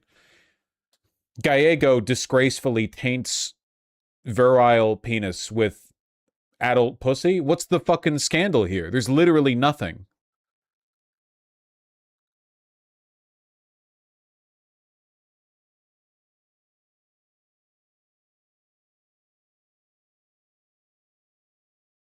Okay, here we go. This is a different claim. On April 23rd, Luna claimed on social media that I have now heard of 4 women who have had uncomfortable/inappropriate advances/common/touching from Senator Gallego. Okay, this is a different claim. So why is the headline claim that he had consensual sexual relationships with different staffers, and now it's like ethics complaints? Oh, wait, hold on. Which Luna is this? Oh, right. This woman. All right. So not trustworthy at all. Gotcha. Okay. So we have literally nothing on him.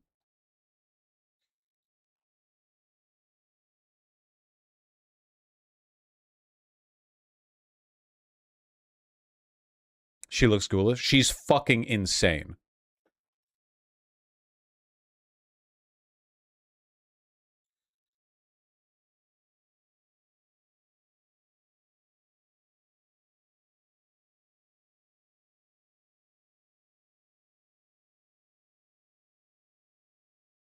Just remember how it went out before. Not saying she isn't lying. Yeah, but like this is literally nothing. You can't adjust the grounds on this one. Luna's like a professional liar. Also, in this case, she's not even alleging it was her. The only information they have here is that when he was unmarried, he was fucking around with some other people's staffers. There's literally nothing here. Isn't she a flat earther? I think so, yeah.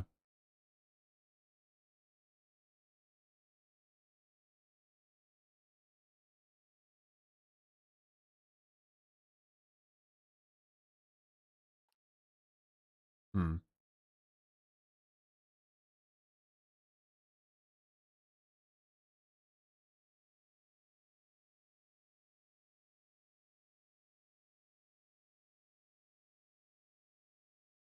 All right, well. Maybe more will come out. Who knows? I'm yawning. It on its own is not very interesting. That's for dang sure. One of these women is thought to be in her 20s. Jesus Christ. So fucking performative.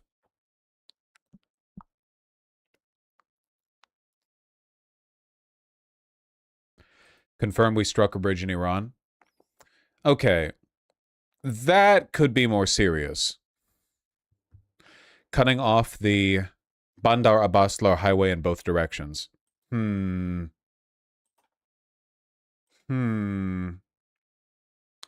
So, obviously, bombing Iran does in general, it's an act of aggression pretty much no matter what. It's bombing Iran. I'm sorry, that was a really fucking dumb thing to say. Bombing Iran is typically regarded... In Iranian culture, bombing your nation is considered to be a great act of disrespect. It goes against the ancient Persian cultural concept of... I don't know how to say like a Persian sounding thing, I'm sorry. Pitch me up. Give me like a Persian sounding thing. I don't know. Thing Persia. I was gonna do like a kh, but I'm pretty sure that's just Hebrew, right? That's not also Farsi. Ishtar? Sure. Which says don't bomb. Yeah, thank you. اوه ماشین نه آدمی معلوم نیست چی بودی That's not good.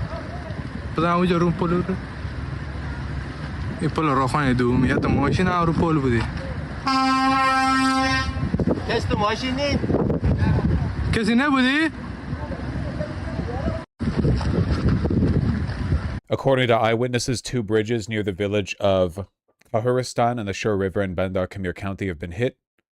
The U.S. is cutting communication logistics route. Yeah, cutting logistics routes does kind of imply that we might be doing some kind of ground action. There's not really a reason to cut off their bridges and logistics routes unless we would be doing that. You know what I mean? Like, why cut off a major highway unless we're planning on doing some kind of ground invasion? We can bomb them basically with impunity.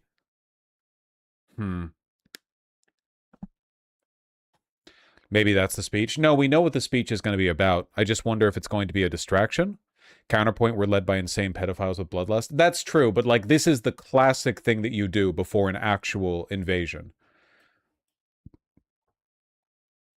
The threat posed by Iran to the Strait comes in the form of cruise missiles and, ballistic missiles and drones, neither of which are impacted by the destruction of the highway. So the destruction of the highway implies that we're doing something else. Hmm.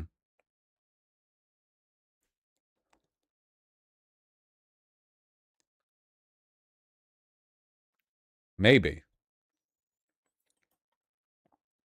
The highway can still bring you closer. Drones have range. Let's not engage in baseless speculation, okay?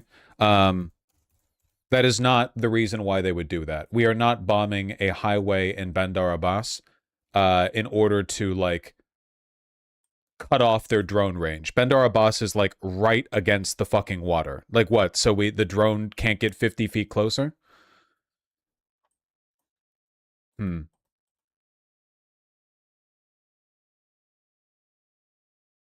Another video. دوستان وسط پل دوستان پل گریوه وسط ولی داده وسط کافته یه خورده وسط تریلی تانکر دوستان پل گریوه وسط ولی داده نه ها عدیده تریلی با بنزین پل گریوه نابود بود آها عدیده پل گریوه تریلی تانکر سوخت نابود بود راننده مرد و ایران بود. He's been threatening a ground invasion for a while. Would he really do it now? What would the point be? It wouldn't be like tonight. It would be some other time. But what would the point be? Like, even if we took Bandar Abbas, it wouldn't change the fact that they can hold the strait. Like, the ability for Iran to strike tankers in the strait is not centralized in Bandar Abbas. And I thought the initial target would be Karg Island.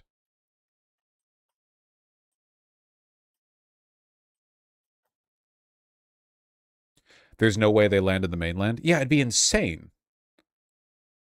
Maybe the idea is you take the islands beforehand? Like the Isle of Hormuz? But then what would be the point of striking... Trying to find logic in the illogical? This is true. I am trying to, like, rationalize or explain the behavior of a madman. But the striking infrastructural targets like a bridge does feel, like, different. This feels different.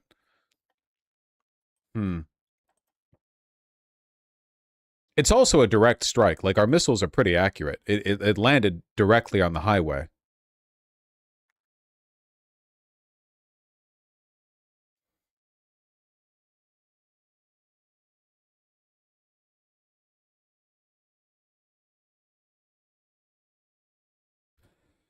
Hey, can somebody explain to me, these yellow roads, are these arterial roads? These aren't highways, right? These orange ones are the highways.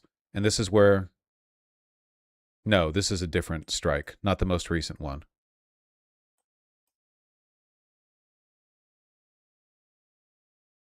It's fucked up, but you can tell just from the city grid from above how much more, like, walkable this looks.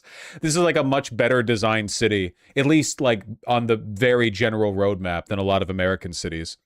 You have, like, a dense arterial network feeding into smaller residential streets. You know what I mean? Like, it makes a lot of sense looking at it from the top.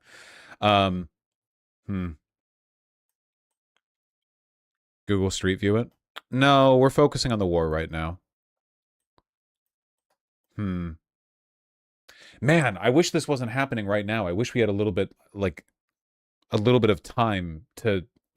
I guess we'll be covering Trump's speech later in the day, and we can see if anything develops from this. There's no fucking way we're doing a ground invasion of Bandar Abbas. That would be insane. It would also be really, really, really difficult to hide. We would need thousands of soldiers there.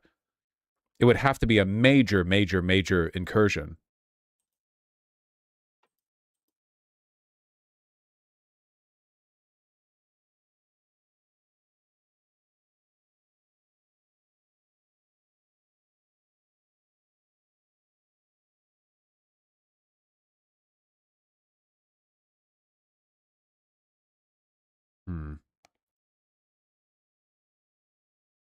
Does Hegseth know that, though? Look, Hegseth is very stupid and very ideologically motivated, but there are still enough of the original...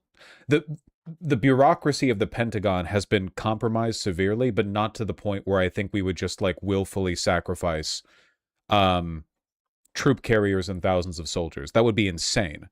The blowback, the consequences would be so immediate. Do you think it could happen tonight? What's the time over there in Iran? Current time in Iran.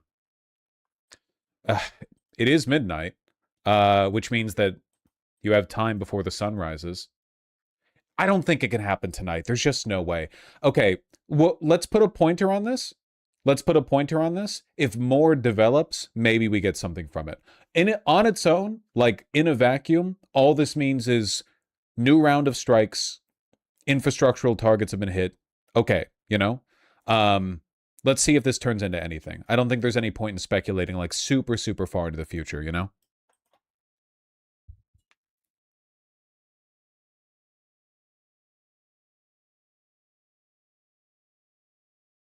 Markets are still open. They won't strike, huh? That's true. The markets are currently open.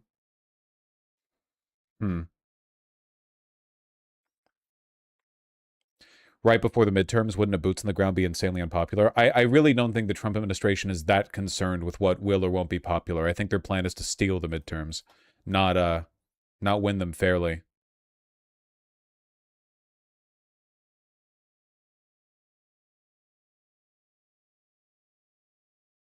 Yeah, I think on its own this doesn't mean that much.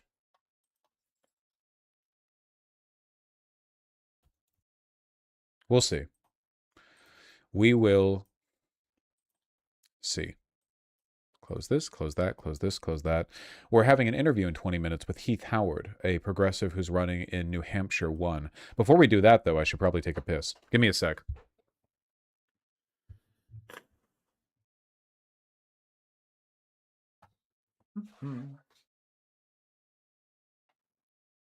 A big piss? Always a big piss.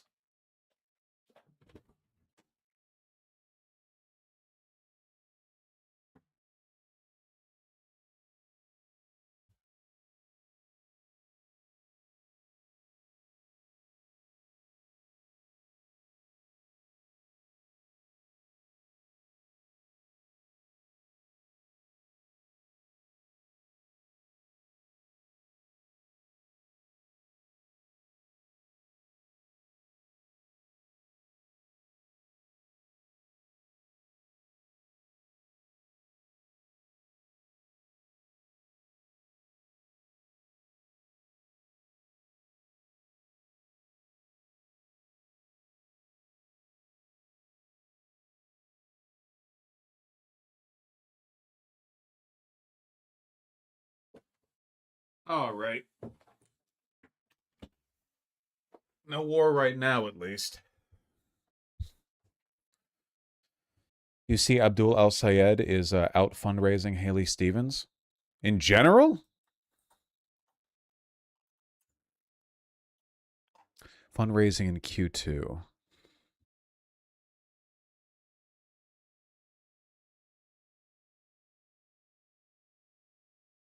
Oh, yeah, this is just raising for the actual campaign, not for the super PAC funding. Yeah, in direct fundraising, Abdul Al-Sayed is winning by a significant amount. But in terms of APAC spending, hey, you're not going to believe it. APAC likes Haley Stevens way more. Way more. But, like, since when does the will of the voters count, am I right?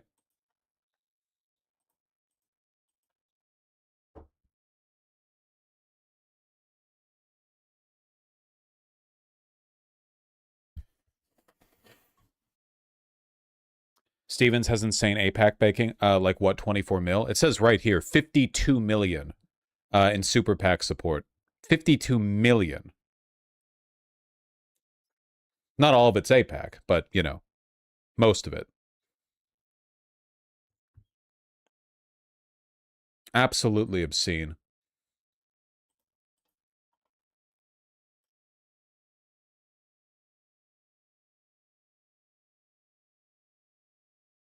Trump media to sell faster millisecond access to Trump's Truth Social posts for insider trading. That's cool. Trump media to sell faster millisecond access to Trump's Truth Social posts starting August 1st, letting traders, hedge funds, and high-frequency trading firms pay for real-time millisecond access to Trump's Truth Social posts. This comes a day after Iran calculated $9 billion in profits from market manipulation. Nice. I remember this movie. It's really cool how they're structuring it deliberately, not only to like essentially normalize insider trading, but also so that only firms that have bought like bot activated trades can profit from it. Like milliseconds of difference won't make any difference to most people because you can't move that quickly. But if you have like a giant firm that's scraping data from a post and using it to make trades, you can come in first. Nice. Also, Trump's teleprompter guy was discovered to be insider trading. Cool.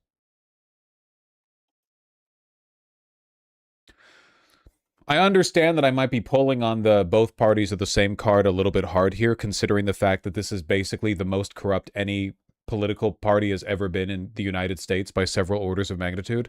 However, it was always going to turn out this way. Like the fact that Congress has been allowed to trade, there is the constant deregulation of the FTC. Like, this was always the direction the country was going in. It's just a lot more obscenely obvious now, you know?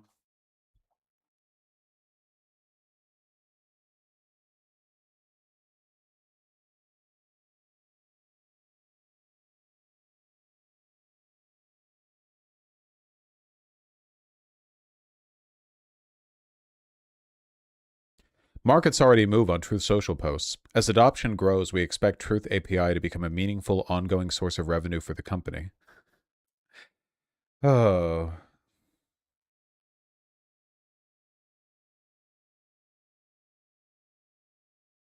We're headed for a Philip K. Dick novel. I understand the comparison. It's just that, like, this is too much for literature. Like, you couldn't have a novel. This is like more Kurt Vonnegut than anything because it's so unserious. Oh, the president built his own separate social media site and he sells access to his posts a millisecond early so you can make insider trades off it before everyone else. Like, it's genuinely like completely absurd. It's not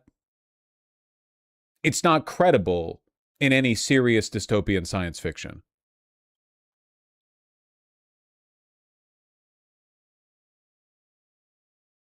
Yeah. Reality goes where fiction dares not, I suppose.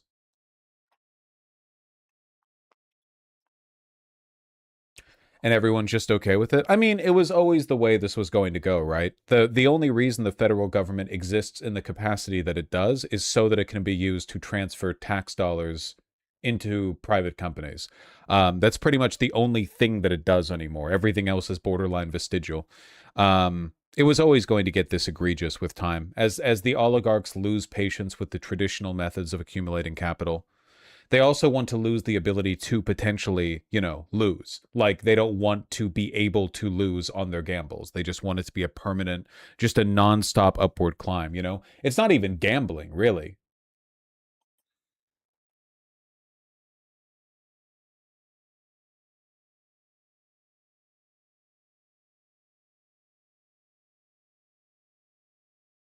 Gabriel Perez, a tech assistant to the president who's been operating Trump's teleprompter since 2016, is in talk with federal regulators to settle allegations he used his inside knowledge of the president's speeches to win more than $100,000, the sources said. Just a little tense conversation, but like, whatever. The regulators are in Trump's camp, so like, laws don't matter anymore.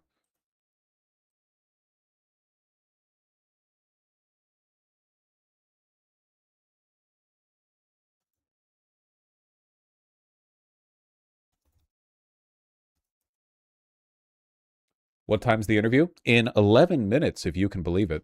Laws matter for this guy because he only made $100K. Remember when the White House put out an internal memo discouraging White House staffers from insider trading because it was too obvious, and insider trading is meant to be for the big corpos and oligarchs, not for little people?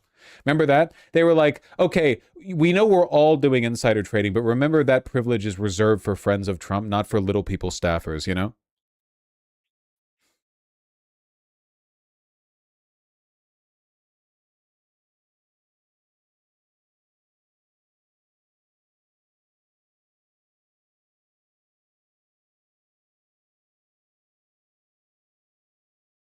The things we'd have to do to fix this are unmentionable. Yeah, I mean, it's the only direction this could have gone. Only $100,000, despite managing his speeches for a decade, though. Kind of like a pretty small amount,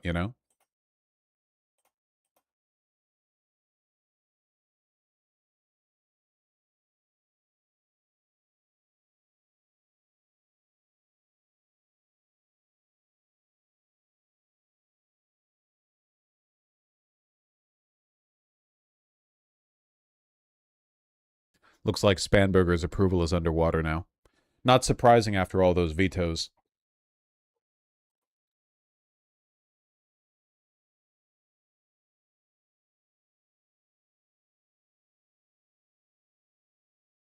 She deserves it? Oh, yeah.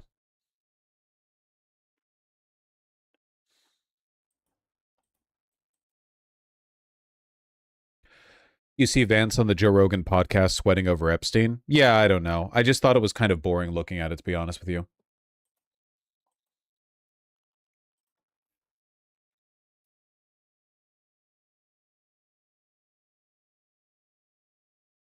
Federal judge notes the Department of Justice might have included a fake AI-generated citation in an ICE detainee's criminal case.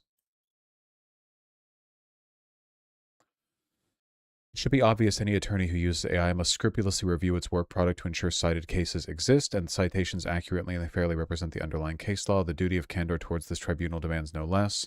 Although the court will presently not impose sanctions for this conduct. Yeah, like, again, what's the point? What's the point? What's the fucking point? Literally, like, what's the point? Every day we get, like, a liberal write-up, you know? Trump fails again. How embarrassing. But there's never any consequences.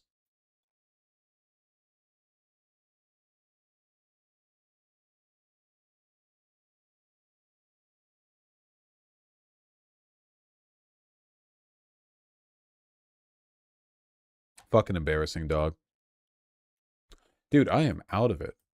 Woke up on the wrong side of the bed. Probably the weather. Woke up to rolling thunderstorms, you know? Kind of an interesting sight/sound over here in the northwestern United States. How are you guys doing? Woke up to smog? Yes. Yeah. Something like 80 million Americans right now are getting fucking rolled by Canadian wildfires. Nasty business.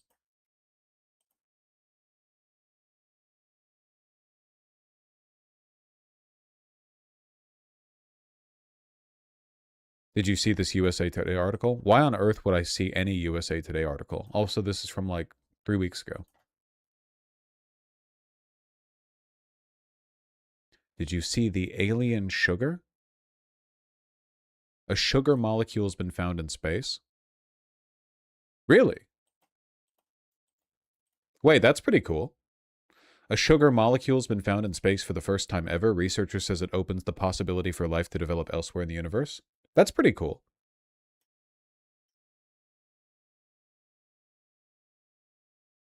Where in outer space? Is it in our solar system or like really far out there? Like on a cosmic body? What are we talking about here? Lurking in the cosmos? Where? Is it on a celestial body?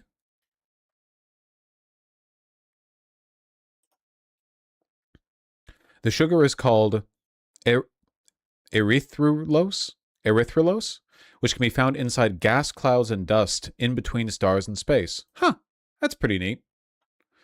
Rarefied in clouds of gas and dust. I waking up to ash and dust. I wipe my blood. I don't actually know the lyrics. That's pretty cool. Not beating the literacy accusations. Illiteracy, yes, no. Does it taste good? We can only assume, but we're going to have to go out there and lick it to find out. The headline's misleading. We've discovered sugars before this. This is just the first time that we've discovered this particular sugar. Is this like a more complex kind of sugar?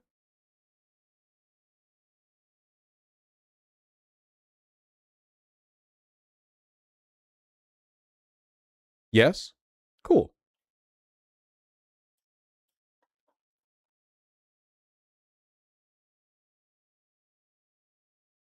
We found all kinds of carbon chemistry in gas clouds. Yeah, I mean, there's interesting stuff happening out there.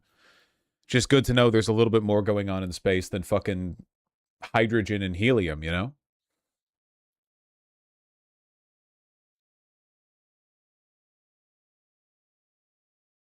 If I recall correctly, it's needed for life as we know it to be made. Well, yeah, I mean, the more like molecular complexity you see out there in the cosmos, the more likely it is that it's doing something interesting, right?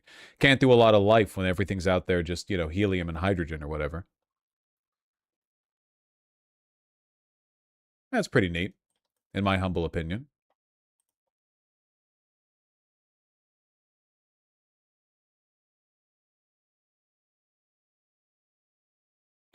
Found the molecule glucose in Bennu a while ago. Oh, nice.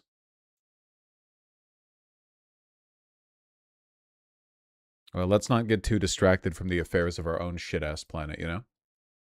We have 5 minutes till we're doing another interview. In the meantime,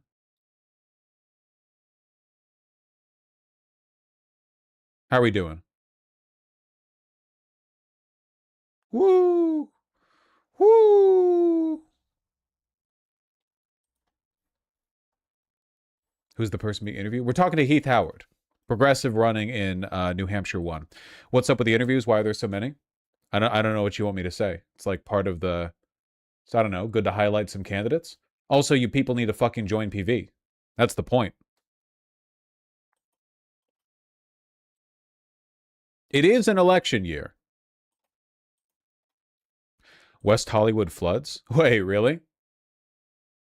I fucking hate West Hollywood. Let's go. Let's go! ABC 30 Action News starts now with breaking news. And we are tracking breaking news out of West Hollywood, where several streets are now flooded with rushing water following a massive water main break. The flooding opened a sinkhole near the Sunset Strip and leaving widespread damage. Take a look in this neighborhood here. Thank you for joining us this midday. What was that last cut? Here. Thank you for widespread damage. Take a look in this neighborhood. Oh yeah, that looks pretty flooded. Neighborhood here. Thank you for joining us. Swamping parked cars and parking lots and apartment complex garages. Residents in the area were seen walking outside to survey the damage, even attempting to drive through, as one person here was temporarily washed away by the current while... What's the demography in West Hollywood? Rich gay people.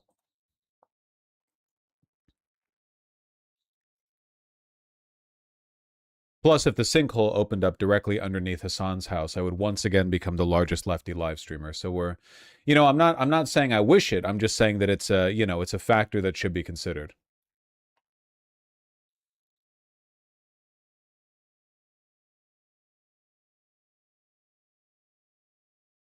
Does Destiny count? I don't think so. I don't think that's a mantle he would lay claim to either.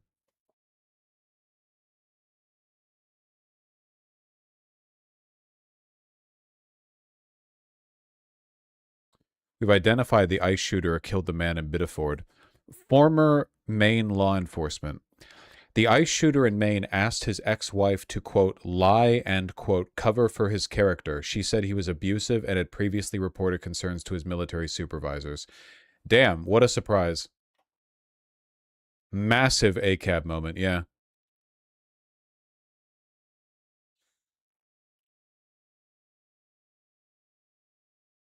The Press Herald reviewed a screenshot of incoming calls Ashley Brulette said she received from her ex-husband via his current wife's Facebook account. Via his current wife's Facebook account? Did she have him blocked? On Maine? He shoots an innocent guy, and the first thing he does is like, all right, wife, they're going to come after me. We need you to call my ex-wife so I can tell her to lie to the press? Jesus Christ.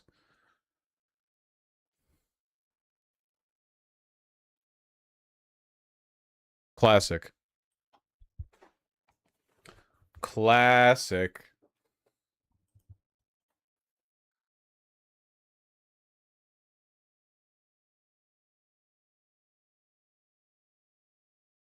Crazy the murderers of Renee Good and Alex Pretty are still free. Yeah, it's not great. Literally got, like, you know, shepherded out of state to protect them. Disgusting. All right. Let's not be late.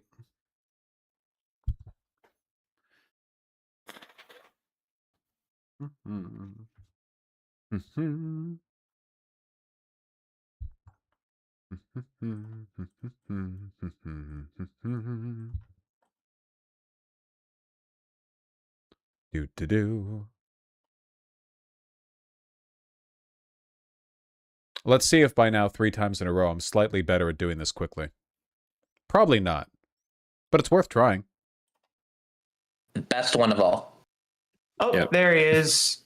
All right, Vosh is here. Yep, Vosh is here. All right, let's get him up on stage. Enough silly banter, I guess. Enough silly banter. Only real discussions from here on out. Right. No. Am I interrupting silly banter? I don't mean to interrupt. Oh, what's your opinion on the Cars franchise? I've never seen a single one of them. That's all right. All right, Minus get out of your 2. hair. Yeah, it's a unfortunate case there. I mean, we were talking about how the original Cars movie is a really good film. So, is it? Is this a bit? I'm genuinely asking. I haven't seen it. No, it's genuinely a good movie. Is it? Hold on one second.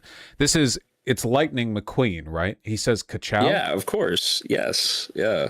Cars 1. Okay. And Cars 2 is the one that has the British secret agent? Yeah, that one's a little crazy. I'll say that one's a little bit off the deep end. Like crazy. But then the third one kind of brings it back into like reality a little bit. Okay. Crazy good or like over ambitious? It's kind of like the Fast and Furious franchise arc a little bit, where like they jumped, from the first film to like the 8th film or whatever, where they're like going into space and stuff. Okay. Right. So yeah, I never really understood the premise of Cars. I guess I don't really. The only proximity that I've had to it is at Disneyland, right? They have like the Cars area, and I've walked past that. Yeah, that's true. I guess I don't really like. I get Toys Life because or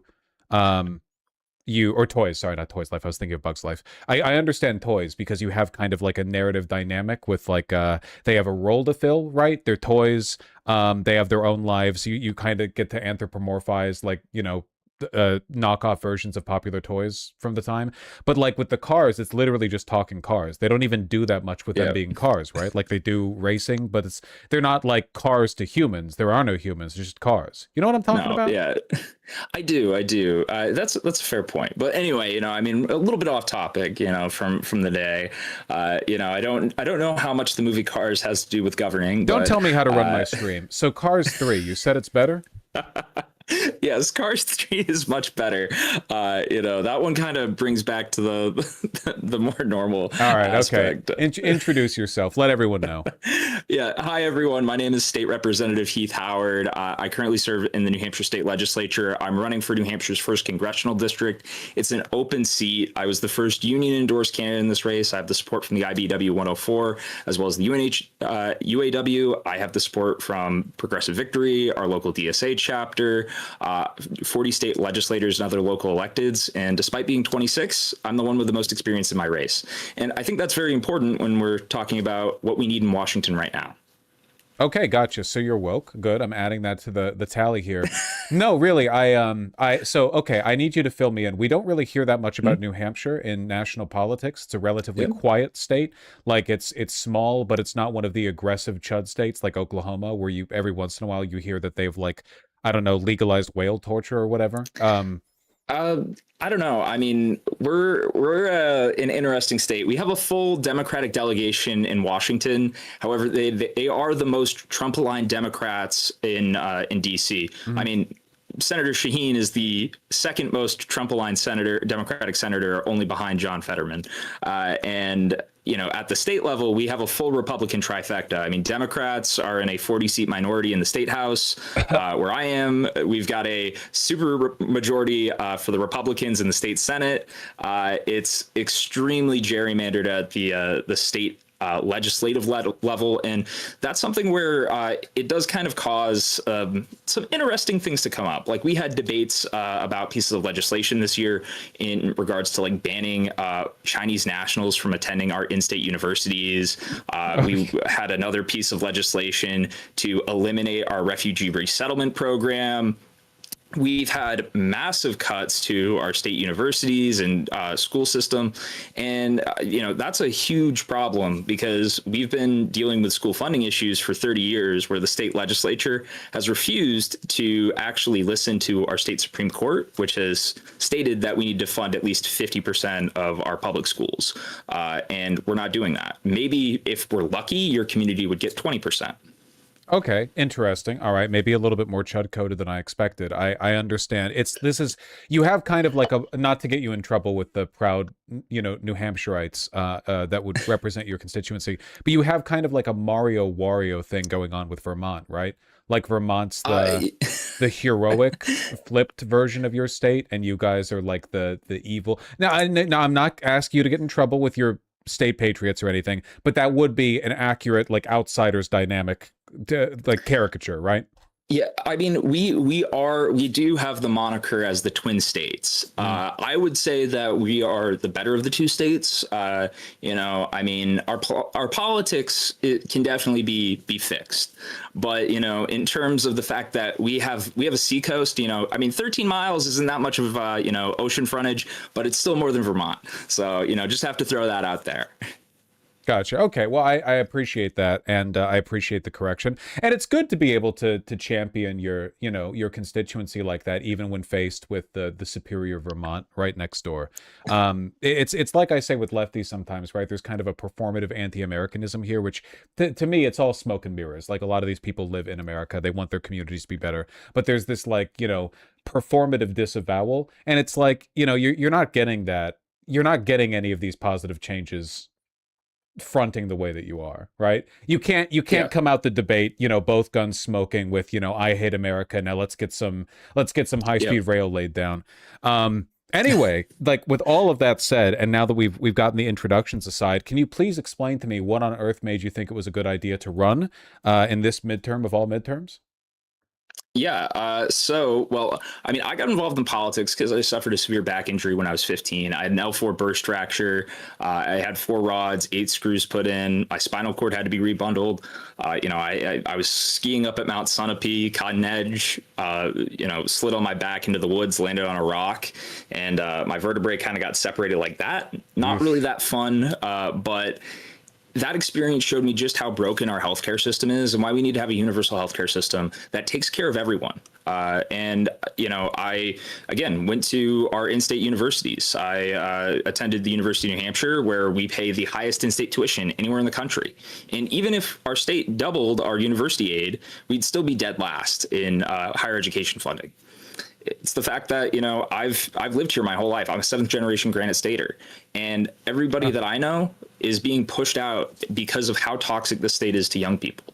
Specifically, I mean, when we look at the housing market, nobody that I know can actually afford a home here. They're all moving out. They can't afford to go to university or get an education, and they can't necessarily make a livable wage because our minimum wage is $7.25. We don't actually have a state minimum wage. We rely on the federal minimum wage. Great. And so we have a lot of problems where we are just making it completely disadvantageous to be a young person who's just getting, you know, their footing in this economy. And so that's where, you know, I believe that we need to be fighting for things like universal tuition-free public universities and trade schools, make sure that we raise the minimum wage to a livable wage, make sure that we actually have affordable housing by banning corporations from the single-family housing market, and make sure that we actually invest in affordable starter homes so that people can actually get into the housing market. So we have some paths forward, but there's definitely going to be some fights ahead of us. Gotcha. Okay. Yeah. It's crazy because when I think of like, when I think of states making themselves completely unaffordable to young people, when I think of like that dynamic, I always think of the, you know, the big Democrat coastal states, right? I think of New York.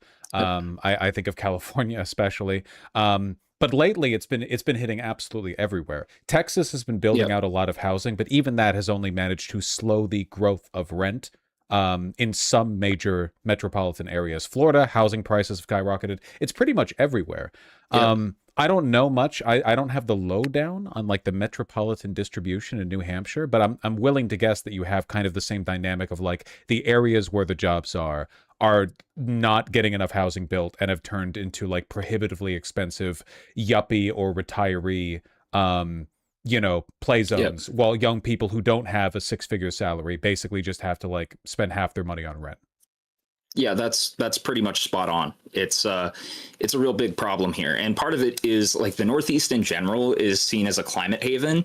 So we have a lot of these corporations, private equity firms coming in, buying up a lot of these single family homes, and instead of actually turning them into long-term units, they're turning them into short-term rentals and Airbnbs that are reducing our vacancy rate while also reducing supply and increasing our rents because demand is artificially being increased.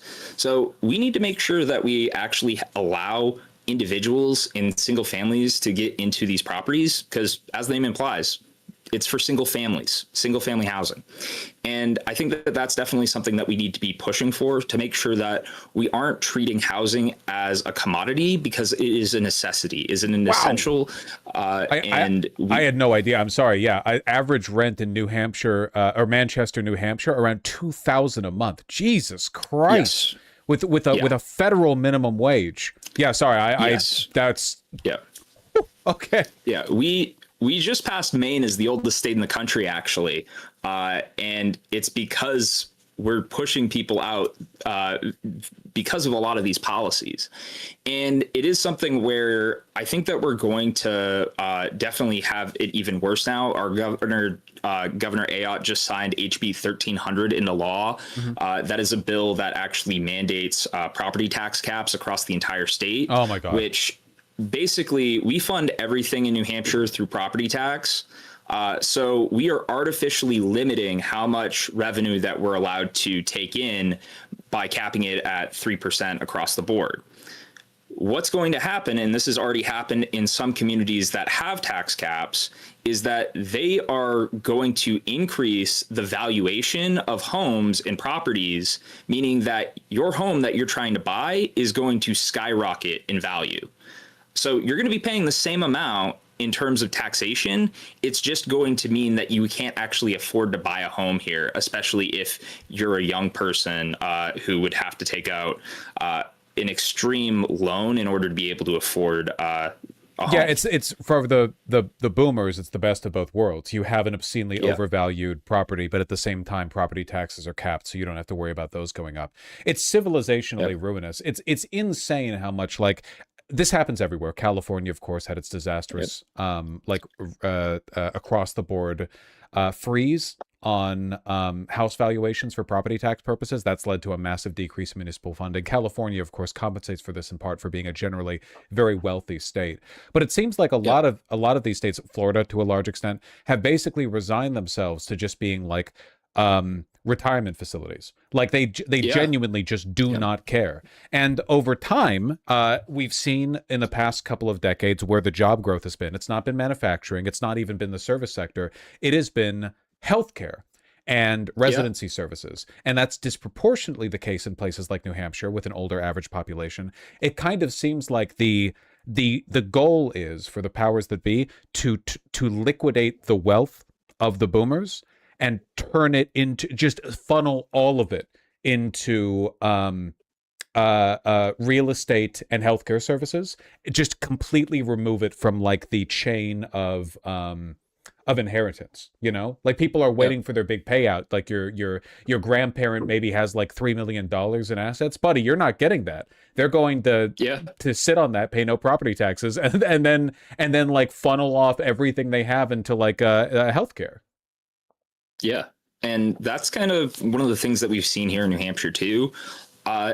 Because of kind of the way that the state is set up, healthcare is definitely one of our growing industries, but it's definitely underpaid and undervalued, because I don't think that people realize that we are going to need a massive surge in the number of healthcare professionals that we actually need because of the silver tsunami that we're facing. And when we are pushing out young people and businesses in particular, like talking about manufacturing and, production here in the United States, we had a Budweiser distillery closed down in Merrimack. And this is a huge problem, because when you actually like dive into it and like, why did they close? Because New Hampshire, I mean, we have all the reasons to be there. They already had the infrastructure. That's the most expensive part. They had the cheapest labor costs anywhere in New England, the cheapest business costs anywhere in New England. And on top of that, the alcohol industry is trying to support states like New Hampshire that haven't legalized cannabis, because cannabis is their biggest competitor at the moment. And so I've talked to people who worked at the plant, and I'm like, so why are they shutting it down? And it's because they can't find people to fill the jobs that they need. And so we're seeing, a number of these businesses leave the state, where we're no longer getting that business enterprise tax, that business profits tax. The young people who are able to pay that property tax consistently without having to dip into their savings, they're leaving. And so with property tax being the primary form of revenue in our state, And fixed income property holders, being the ones who are primarily living in this state, they're going to face harder and harder times, especially our older residents who are on Social Security and are not necessarily able to meet those payments. Yeah, so I guess like it's a death spiral. Yes. Yeah. What do you want to do about it? Well, I think that there's a lot that we need to do about it. We need to make sure, as I said, we are promoting things like universal free trade schools. We need to be pushing those extensively, because when we're talking about how we can make sure that people have available jobs, that's one of the easiest ways. I mean, I talk to people all the time and I ask them, you know, have you tried to find a plumber anytime recently?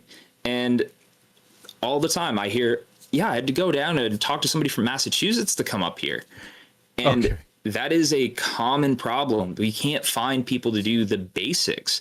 And like, if you have an elderly woman who has a pipe burst, you know, on a Sunday night or whatever, and you're trying to find somebody, it's impossible. It is very, very difficult to look at our economy and say, oh, yes, this is functioning in the way that it should, because you can't actually find a lot of the services and support that you actually need to go to. And so that's where we need to make sure that we are pushing people towards the trades, because I mean, I also, you know, on the other side of that coin, I know a ton of people, they were being pushed into, you know, computer science and coding and making sure that they could get jobs in that sector. And now they're all out of work. Their degrees are not necessarily as useful as they once were.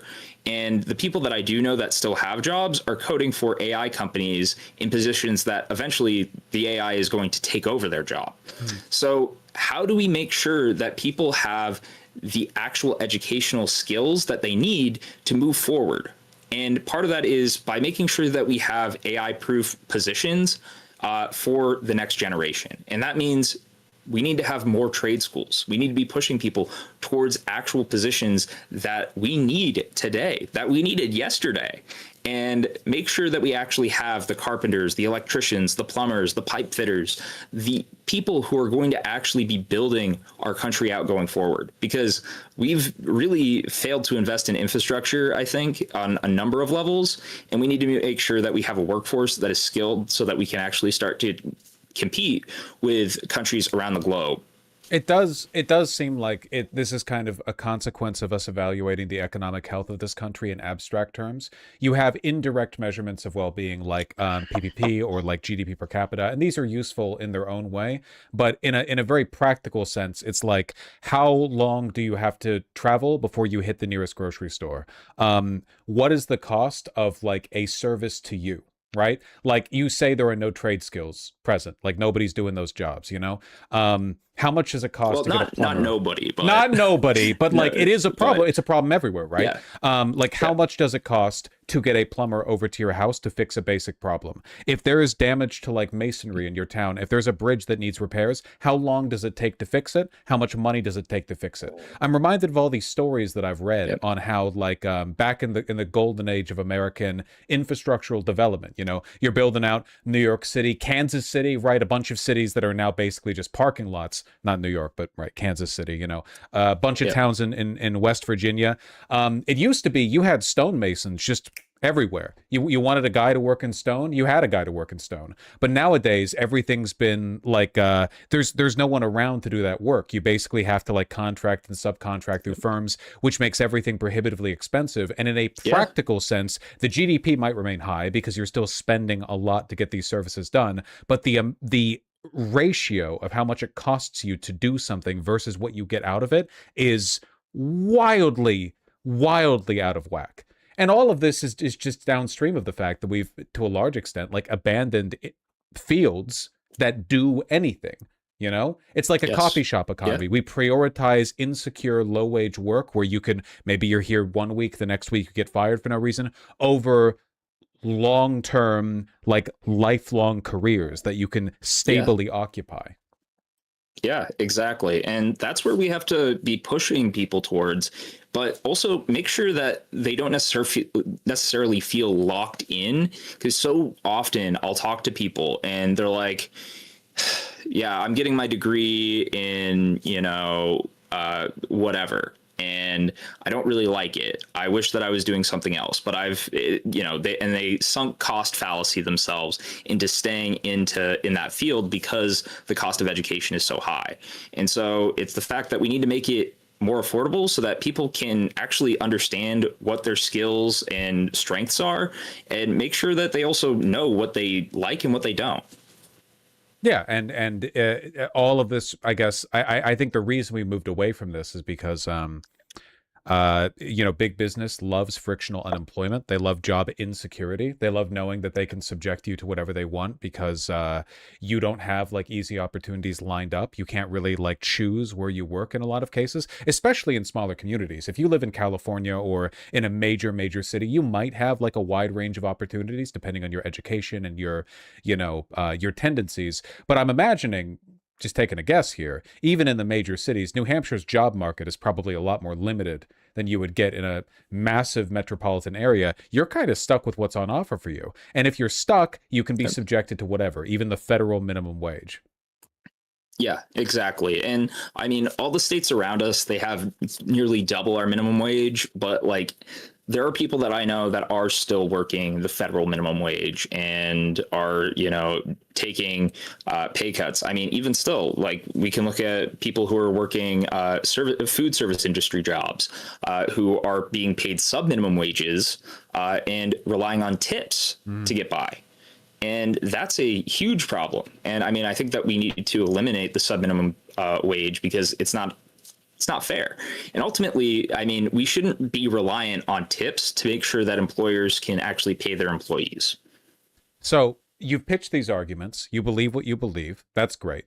Now, I understand you are the progressive candidate in this race. How do you feel you're doing? How do you feel you're making these arguments in the race? Yep. Do you think you're doing a decent job pitching these to the fine people of New Hampshire 1? Yes, I do. I mean, I will say this is a Republican-leaning district, despite it being represented by a Democrat for the last 8 years. Up until that point, it was considered the swingiest district anywhere in the country. And I mean, I represent a Republican district in the state legislature currently. It's one that our Republican Governor Sununu won, Governor Ayotte won, Trump won my hometown. I won this past election by 16 votes. It was the third closest district in the state, and I'm very proud of what I was able to do because we talked to Republicans, Democrats, independents, people who'd prefer to stay on the couch, and we motivated them to come out. And that's what we've been doing on the campaign trail. And I've done the same thing in the state legislature. It doesn't matter who you are. I'll work with anybody because building those coalitions is what matters. And, I've sponsored legislation like calling for the overturning of the authorization for use of military force. I've worked with Republicans, in our state legislature, calling on our federal delegation to overturn that, to make sure that we could push for, some basic things like allowing our therapeutic cannabis patients firearm rights, to make sure that we could actually have, some of these conversations around retirement, where I serve as the ranking member on the subcommittee on pensions.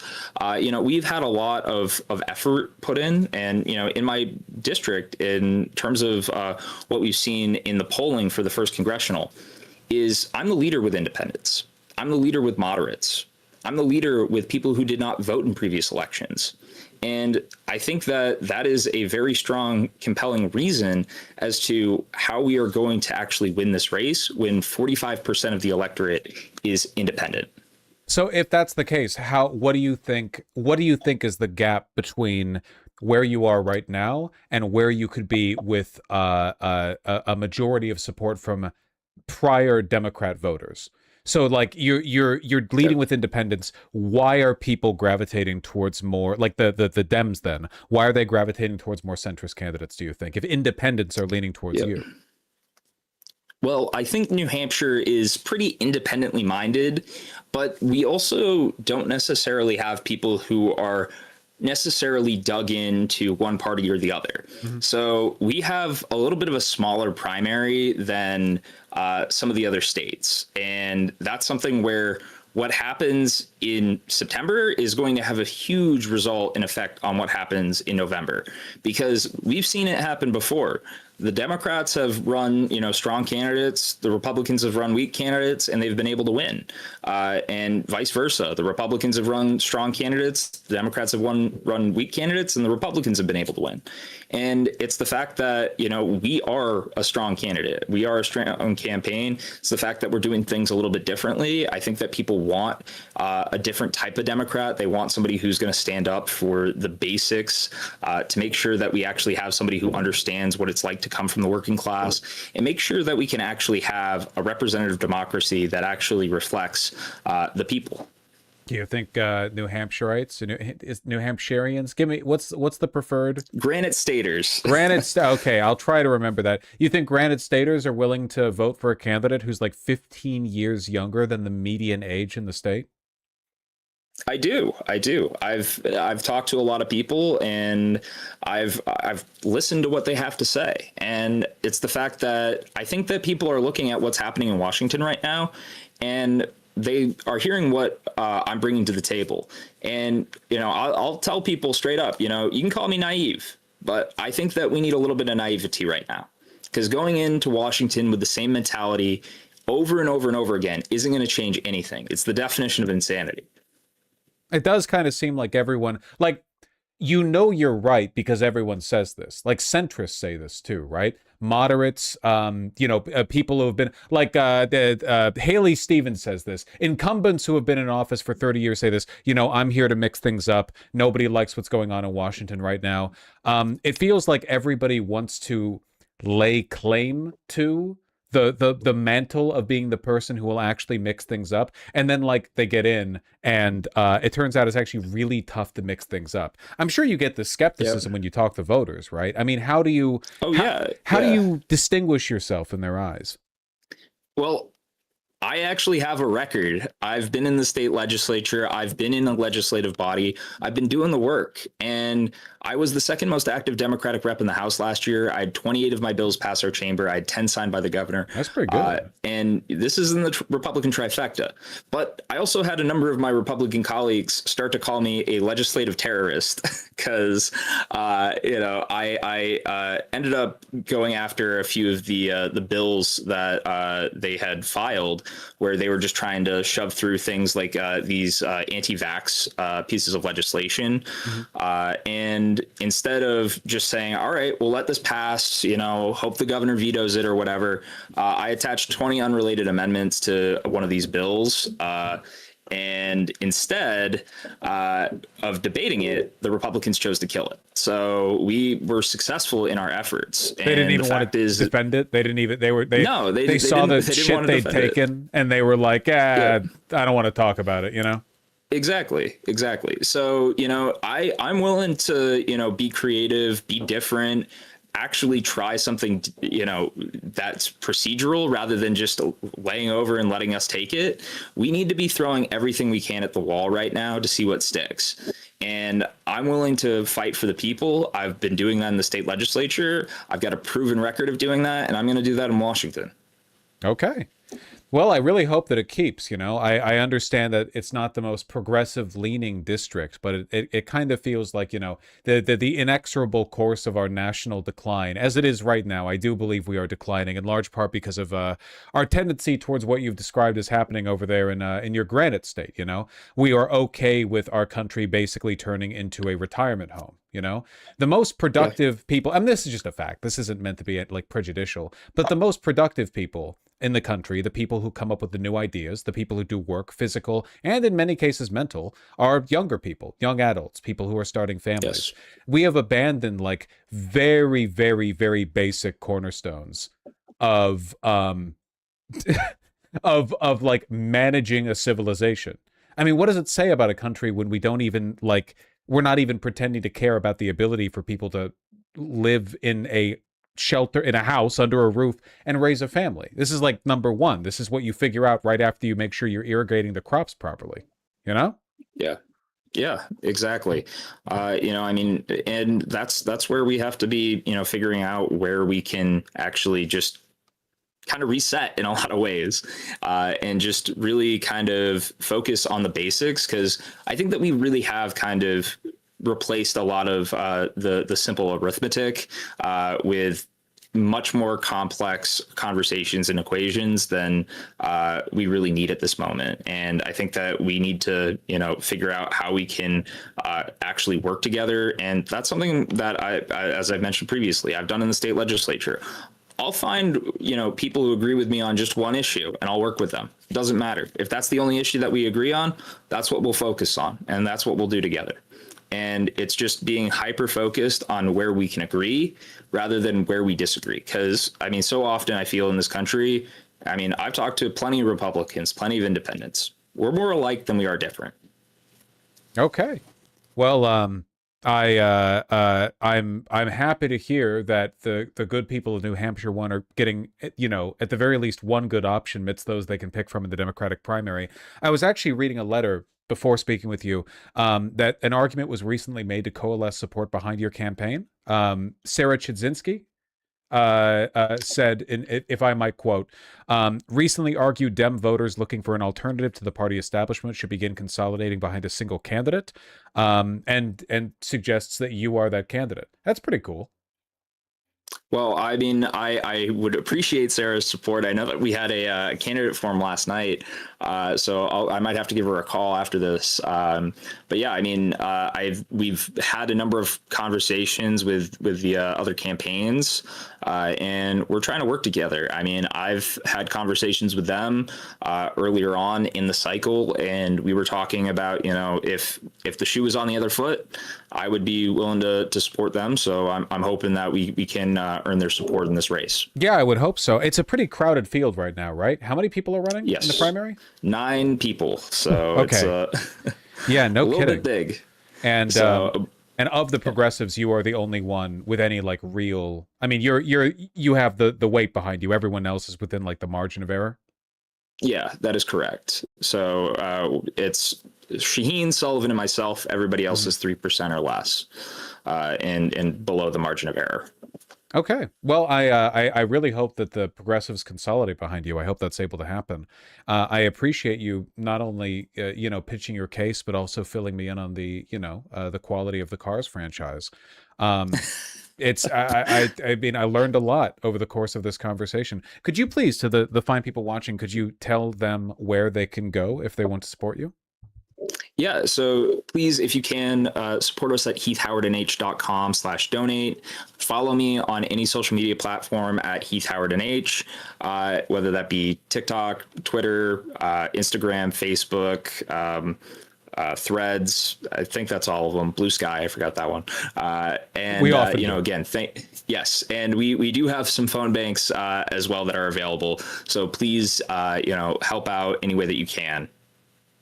Nice. Okay. I really appreciate you taking the time to speak with me, and I hope it goes well. What time is the primary? September 8th. Okay, you got a while then. That's pretty late. Yes, it's the second latest in the country, only behind Delaware. So Rhode Island and New Hampshire are both September 8th. Okay, then I hope your ascension continues. I know that you've been polling better lately than you were at the beginning. It seems like a good upward arc. I hope it continues. Well, I appreciate that. Thank you. Have a wonderful day. Thank you for coming on. Yes, you as well. Take care. Peace. That was nice. I don't know if I actually said what is, I alluded to it when I said like 15 years younger than the median age. 26. I think he's 26 years old. 26. That's crazy. That's not even like a real age.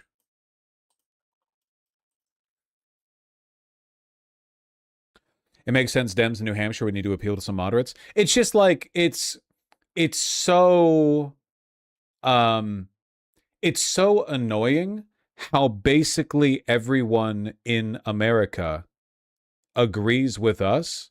It's just a matter of pitching it local. You know what I mean? Like everyone agrees that housing is too expensive, it's unaffordable, not enough support for people starting a family. Like healthcare system's broken, DC is a mess, Congress is a mess. Like everyone agrees with our criticisms, and most people in America, I feel, agree with our prescriptions, at least in a general sense. Granite Warrior 69. Is that Granite Warrior? Is that a reference to you being a resident of the Granite State? Granite Warrior 69, was this like your interview? Are you in New Hampshire 1?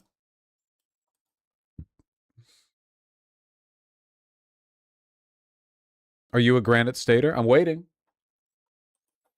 I'm waiting.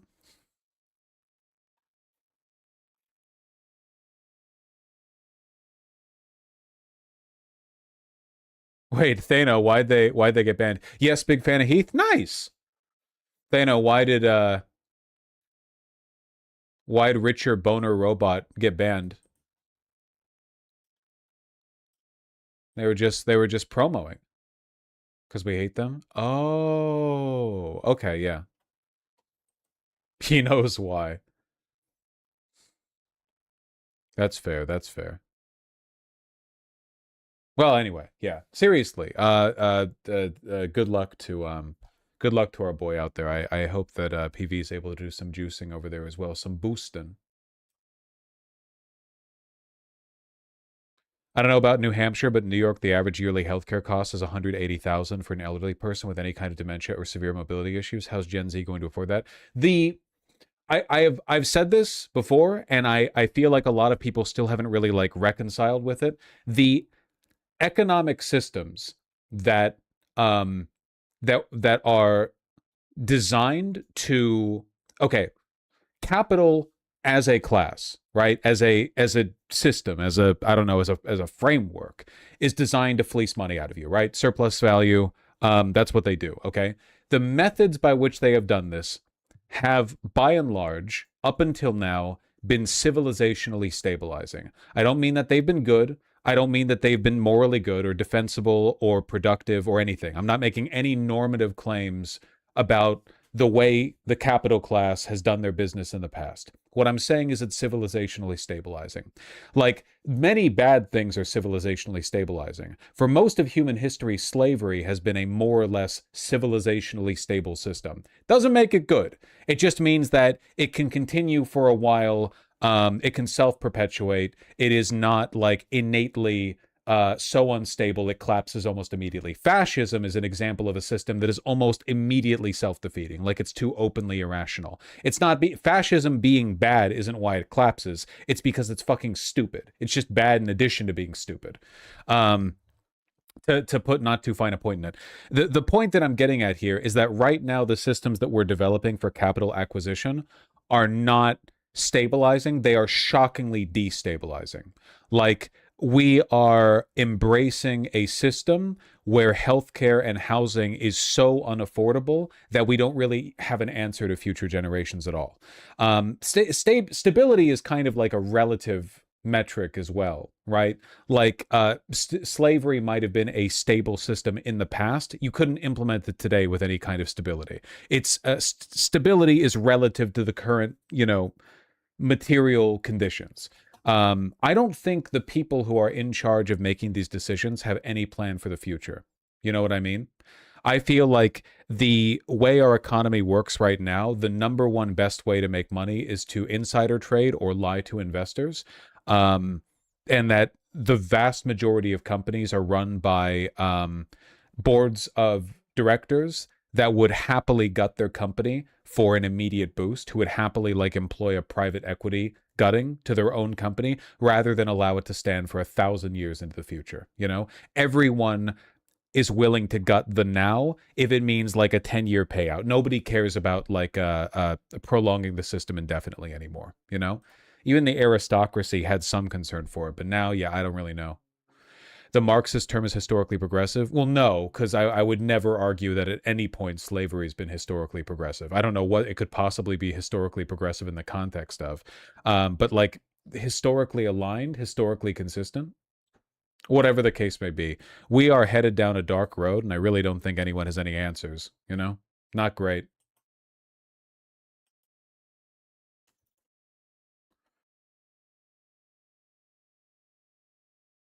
Call Georgia right now? What are we talking about? What are we talking about?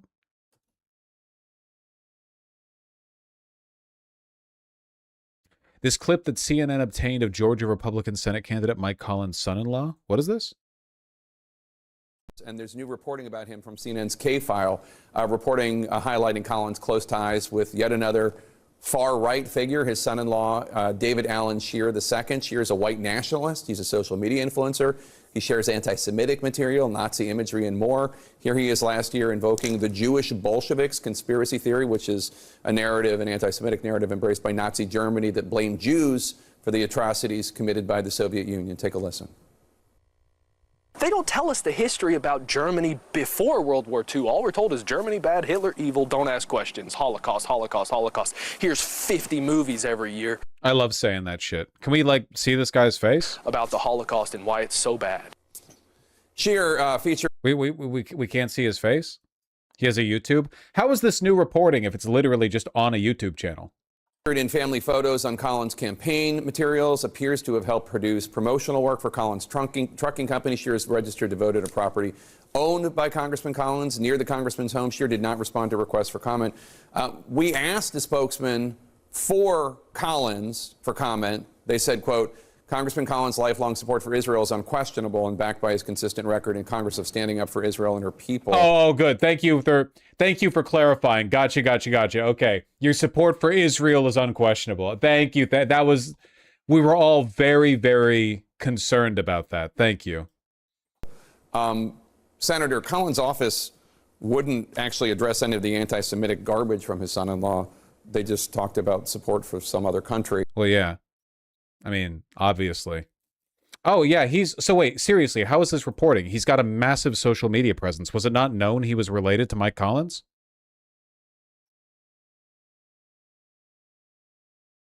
Where's the... Well, at least we're not speaking German. Right? Is this like our Aryan... Is this really the guy you want, like, as a stand-in for Aryan supremacy? That's it? Boring.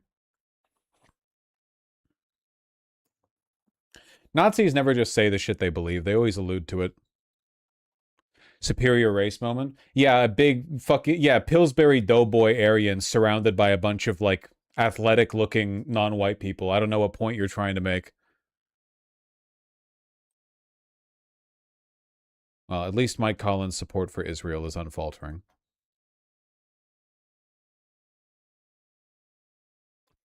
They love to circle jerk their dog whistles, never say anything. Yeah, it's so fucking boring. It's the reason why I stopped having conversations with these people. They never want to just fucking say what they believe. Ever. They never do. They never do. They dance around it, and then they, like, make fun of you for having to ask them follow-up questions because they're too cowardly to just say the shit they believe. You know?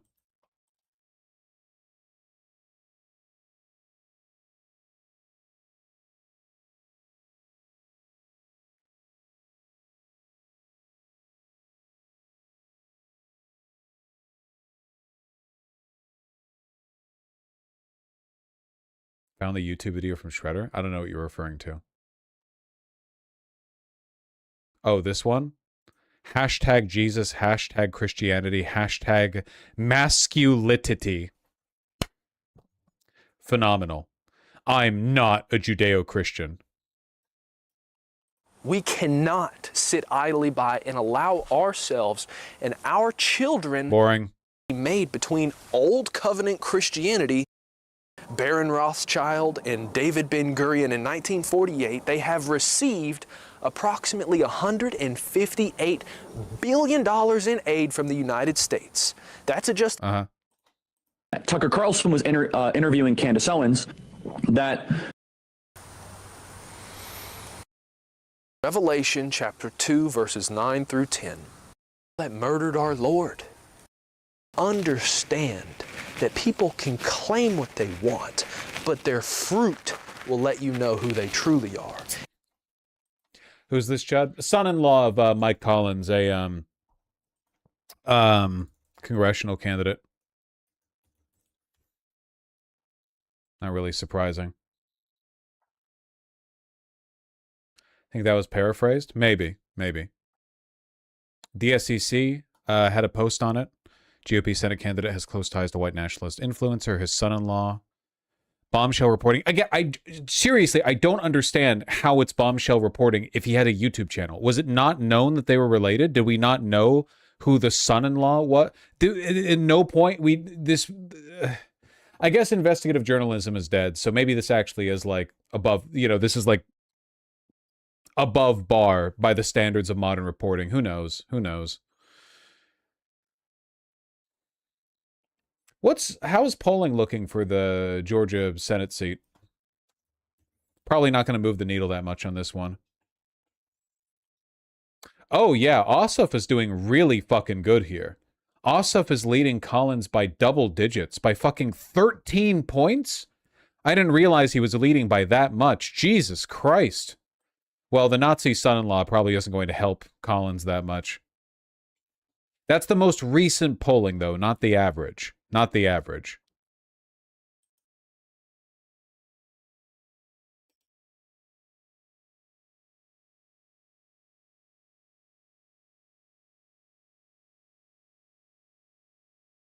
Wow, huge lead for him with independent voters, too. That's pretty good. Rakes in another $20 million in donos. Nice, nice, nice. Nice, nice, nice. All right, well, it's good, I suppose. His beard's ugly as fuck. The Nazi? Yeah, he's got kind of like the pube beard thing going on. A little bit.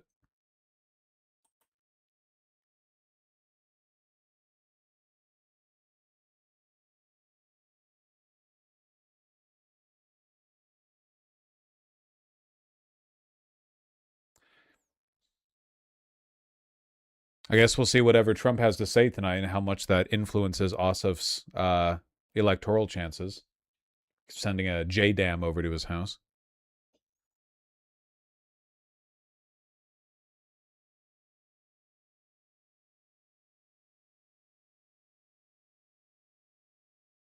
Mike Collins is a bigot and anti-Semite under federal investigation for the illegal misuse of tax dollars. That is true. That is true. I don't know how surprising it can really be Mike Collins' son-in-law's disposition, considering the fact that Mike Collins is also like an open white supremacist.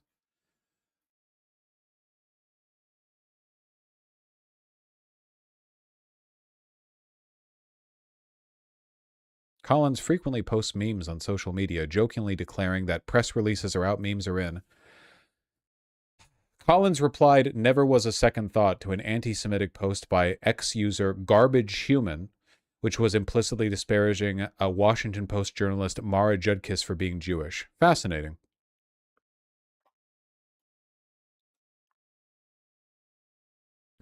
It's got to be so fucking embarrassing to be a neo-Nazi who also has to be completely politically deferential to Israel.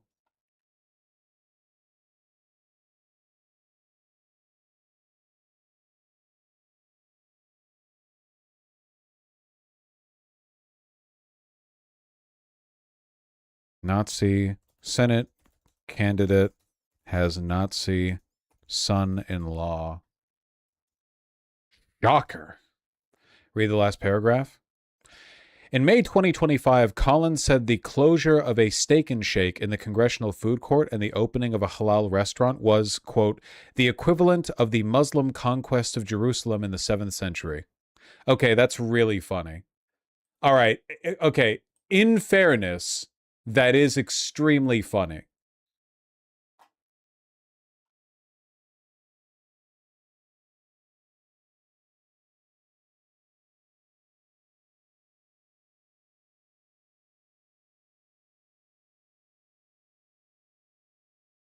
You see this MSNBC video of turned Trump voters? No. I don't know if I have time for this right now. I was planning on ending stream and then resuming it at 6 p.m. What do we have in the meantime? I have posts of people who are balding shaving their head for some reason. Why? What is it that motivates guys to grow really long ratty hair when they're like balding? Why? Like, what is it? Why does nobody ever like, nobody's ever balding and they're like, okay, I will keep my hair cropped short and take care of it, you know?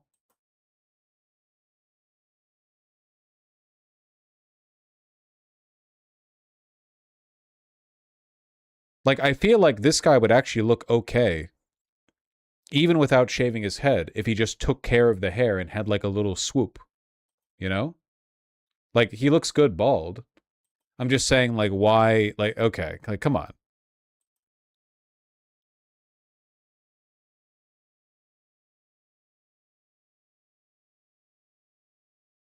r/bald is a cult. Survivorship bias asks question. Dude, nobody has a receding hairline that they take care of anymore. Nobody does it.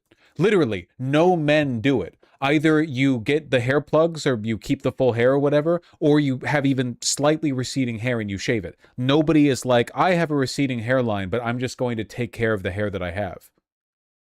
You know? Did they ever? Yes!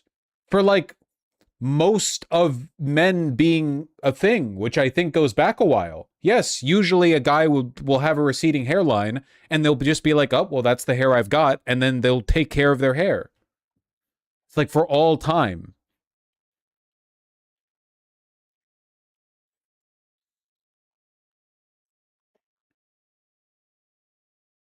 It's called depression. Oh, I don't think that having receding hair should make you depressed. I think that you should be strong.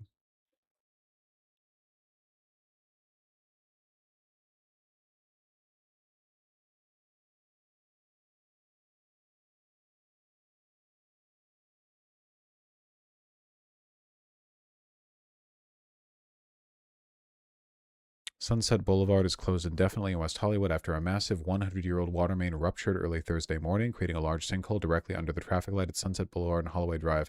Damn! That'll take a while to fix.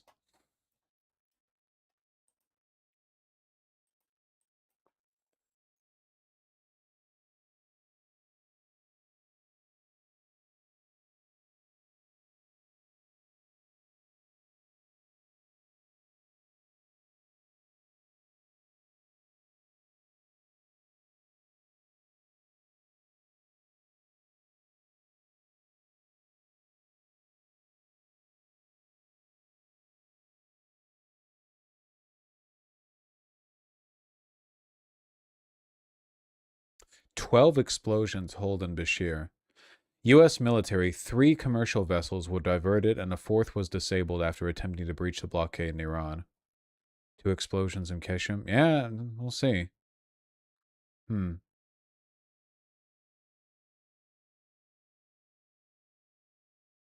see how it develops.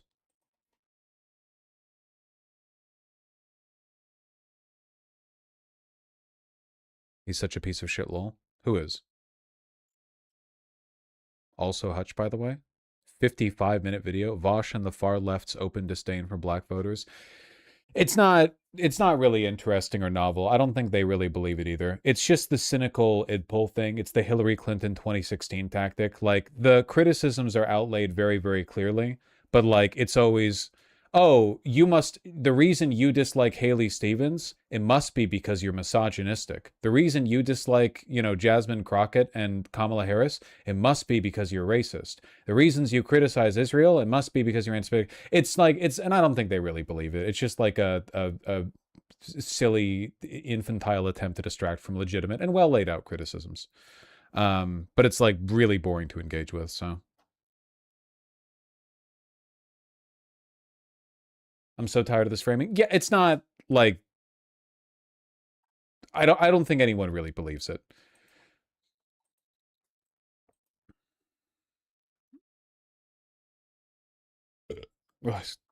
Excuse me. Who's Thermia? A fan. All right. I think that I'm going to read the donos and cover everything when I come back in a couple hours for the Trump speech. Trump's going to give a big old end of democracy speech or whatever the fuck. We'll see how it goes. So until then, doesn't that mean like a 1-hour break? No, that means a 3-hour break. Actually, a 3-hour break. I'll keep this MSNBC video in my back pocket for it. Maybe we can cover that while we wait, because Trump's probably going to be late. Anyway, see you soon.